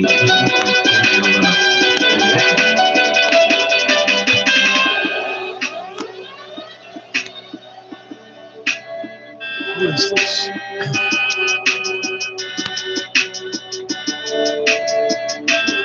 It's No Rise Records. It just says random instrumental, sorry.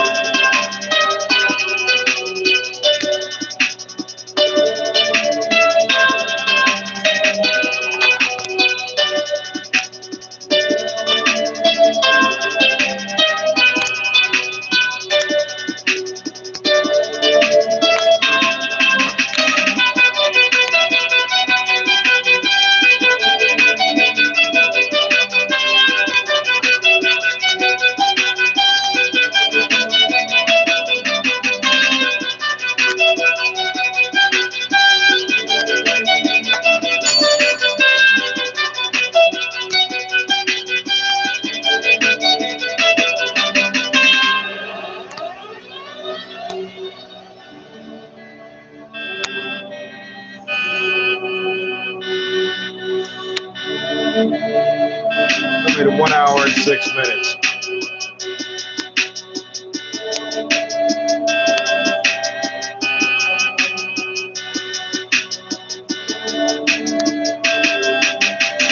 So we got like 2 days for everything to be melting.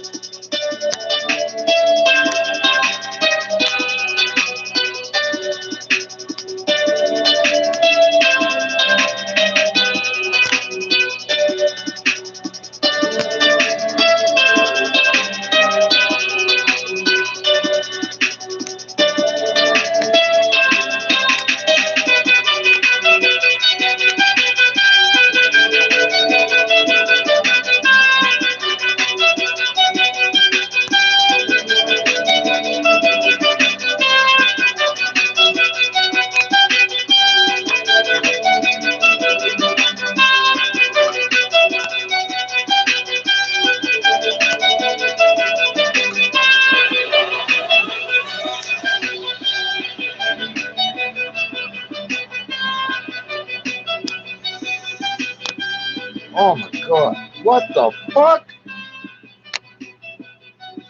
Stay focused. Contingency plan lazy. Contingency plan lazy.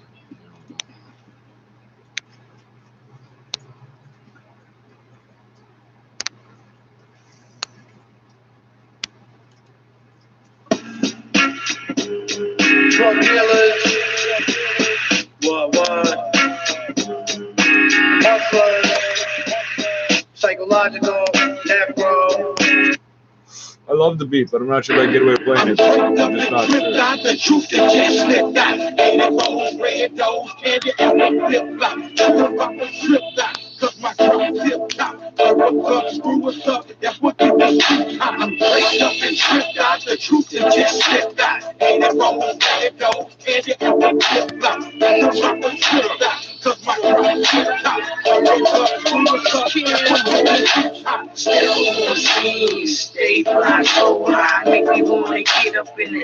with Michael Jordan. She wanna jump like Jackie Kobe. What else was wanna get high? I wanna go high.